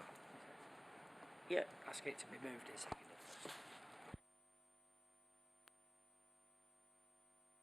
I was going to make a suggestion after it's been moved and seconded that might be helpful. Councillor Chon. Shall I try to read Councillor Sykes' mind now? You wanted to get written responses now. I'm going to give you verbal responses today. Excellent. I'll move. We stay till 10:30 because it'll be good stuff. No problem. We all are public servants, so why not? Madam Mayor, I assume that my colleagues have read the report here. I have to make this point. I'm sorry, I'm not going to take 15 minutes. That living with COVID, not that I agree with everything is written there, but it's not within my powers to do anything about it, especially around not using face masks, mixing up everything. And I personally genuinely believe that we're putting the vulnerable people at risk. And I think I've got ethical, moral, and social responsibility to make that point here. The report is here. I assume my colleagues have written with the rest of the 300 pages. Also, I think it's important to remember that we might be living with COVID, but people are still dying with COVID, including in Oldham as well. And I think it's over, and this is not a political point. I fully understand that we can't live in a shutdown country. We still need to get on with life, but we also have responsibility to do whatever we can do. So please take appropriate precautions for yourself, for your family member, for your relatives, for your residents, and most importantly, for most vulnerable people in our society. I can tell you that at least we had one COVID death, I believe, in Oldham, but I believe it's more than one. But at least we still had one COVID death in Oldham. I do agree. I think there's no point for me to just for political point scoring, stand here and answer the questions. I will provide the written response as it's all been written up, if that's acceptable for the members. Yeah. Thank you.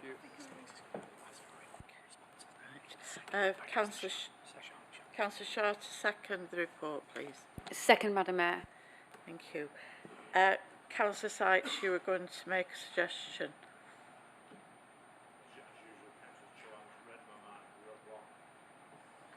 Oh, right. Is the report accepted then? Go to the vote. Yeah. Oh. Yeah, that's fine. Thank you. Yeah, so we are fast running out of the extension, so we need to move on. So is that report agreed? Not agreed? Thank you.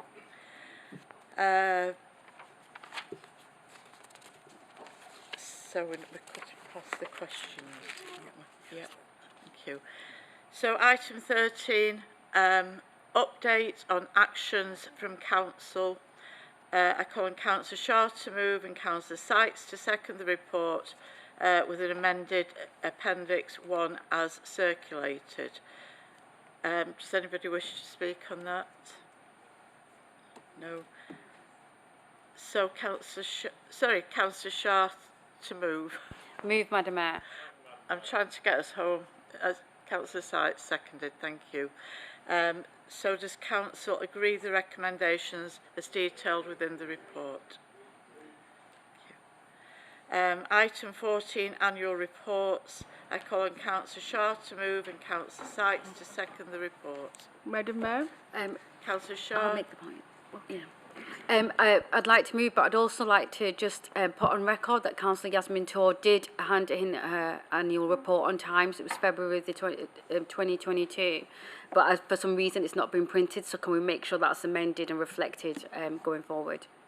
Yes, thank you. Thanks for that. So Councillor Sykes to second the report. Yeah. Councillor Hamdani. I also got my report in on time, but you published last year's. I'd quite like to have this year's. I put quite a lot of effort into it. I didn't, Sam. It's Constitutional Services, yeah. Okay. That I'm sure that will be sorted. So does Council note the report with those issues sorted? Agreed. Item 15, adoption of the Public Health Act 1925 concerning naming of streets. I call on Councillor Shaw to move. Move, Madam Mayor. And Councillor Sykes to second the report. Thank you. So does Council agree the recommendations as detailed within the report? Thank you. And that concludes the business for this evening. Thank you very much. Well done, Madam Mayor. Well, you can keep that as a present.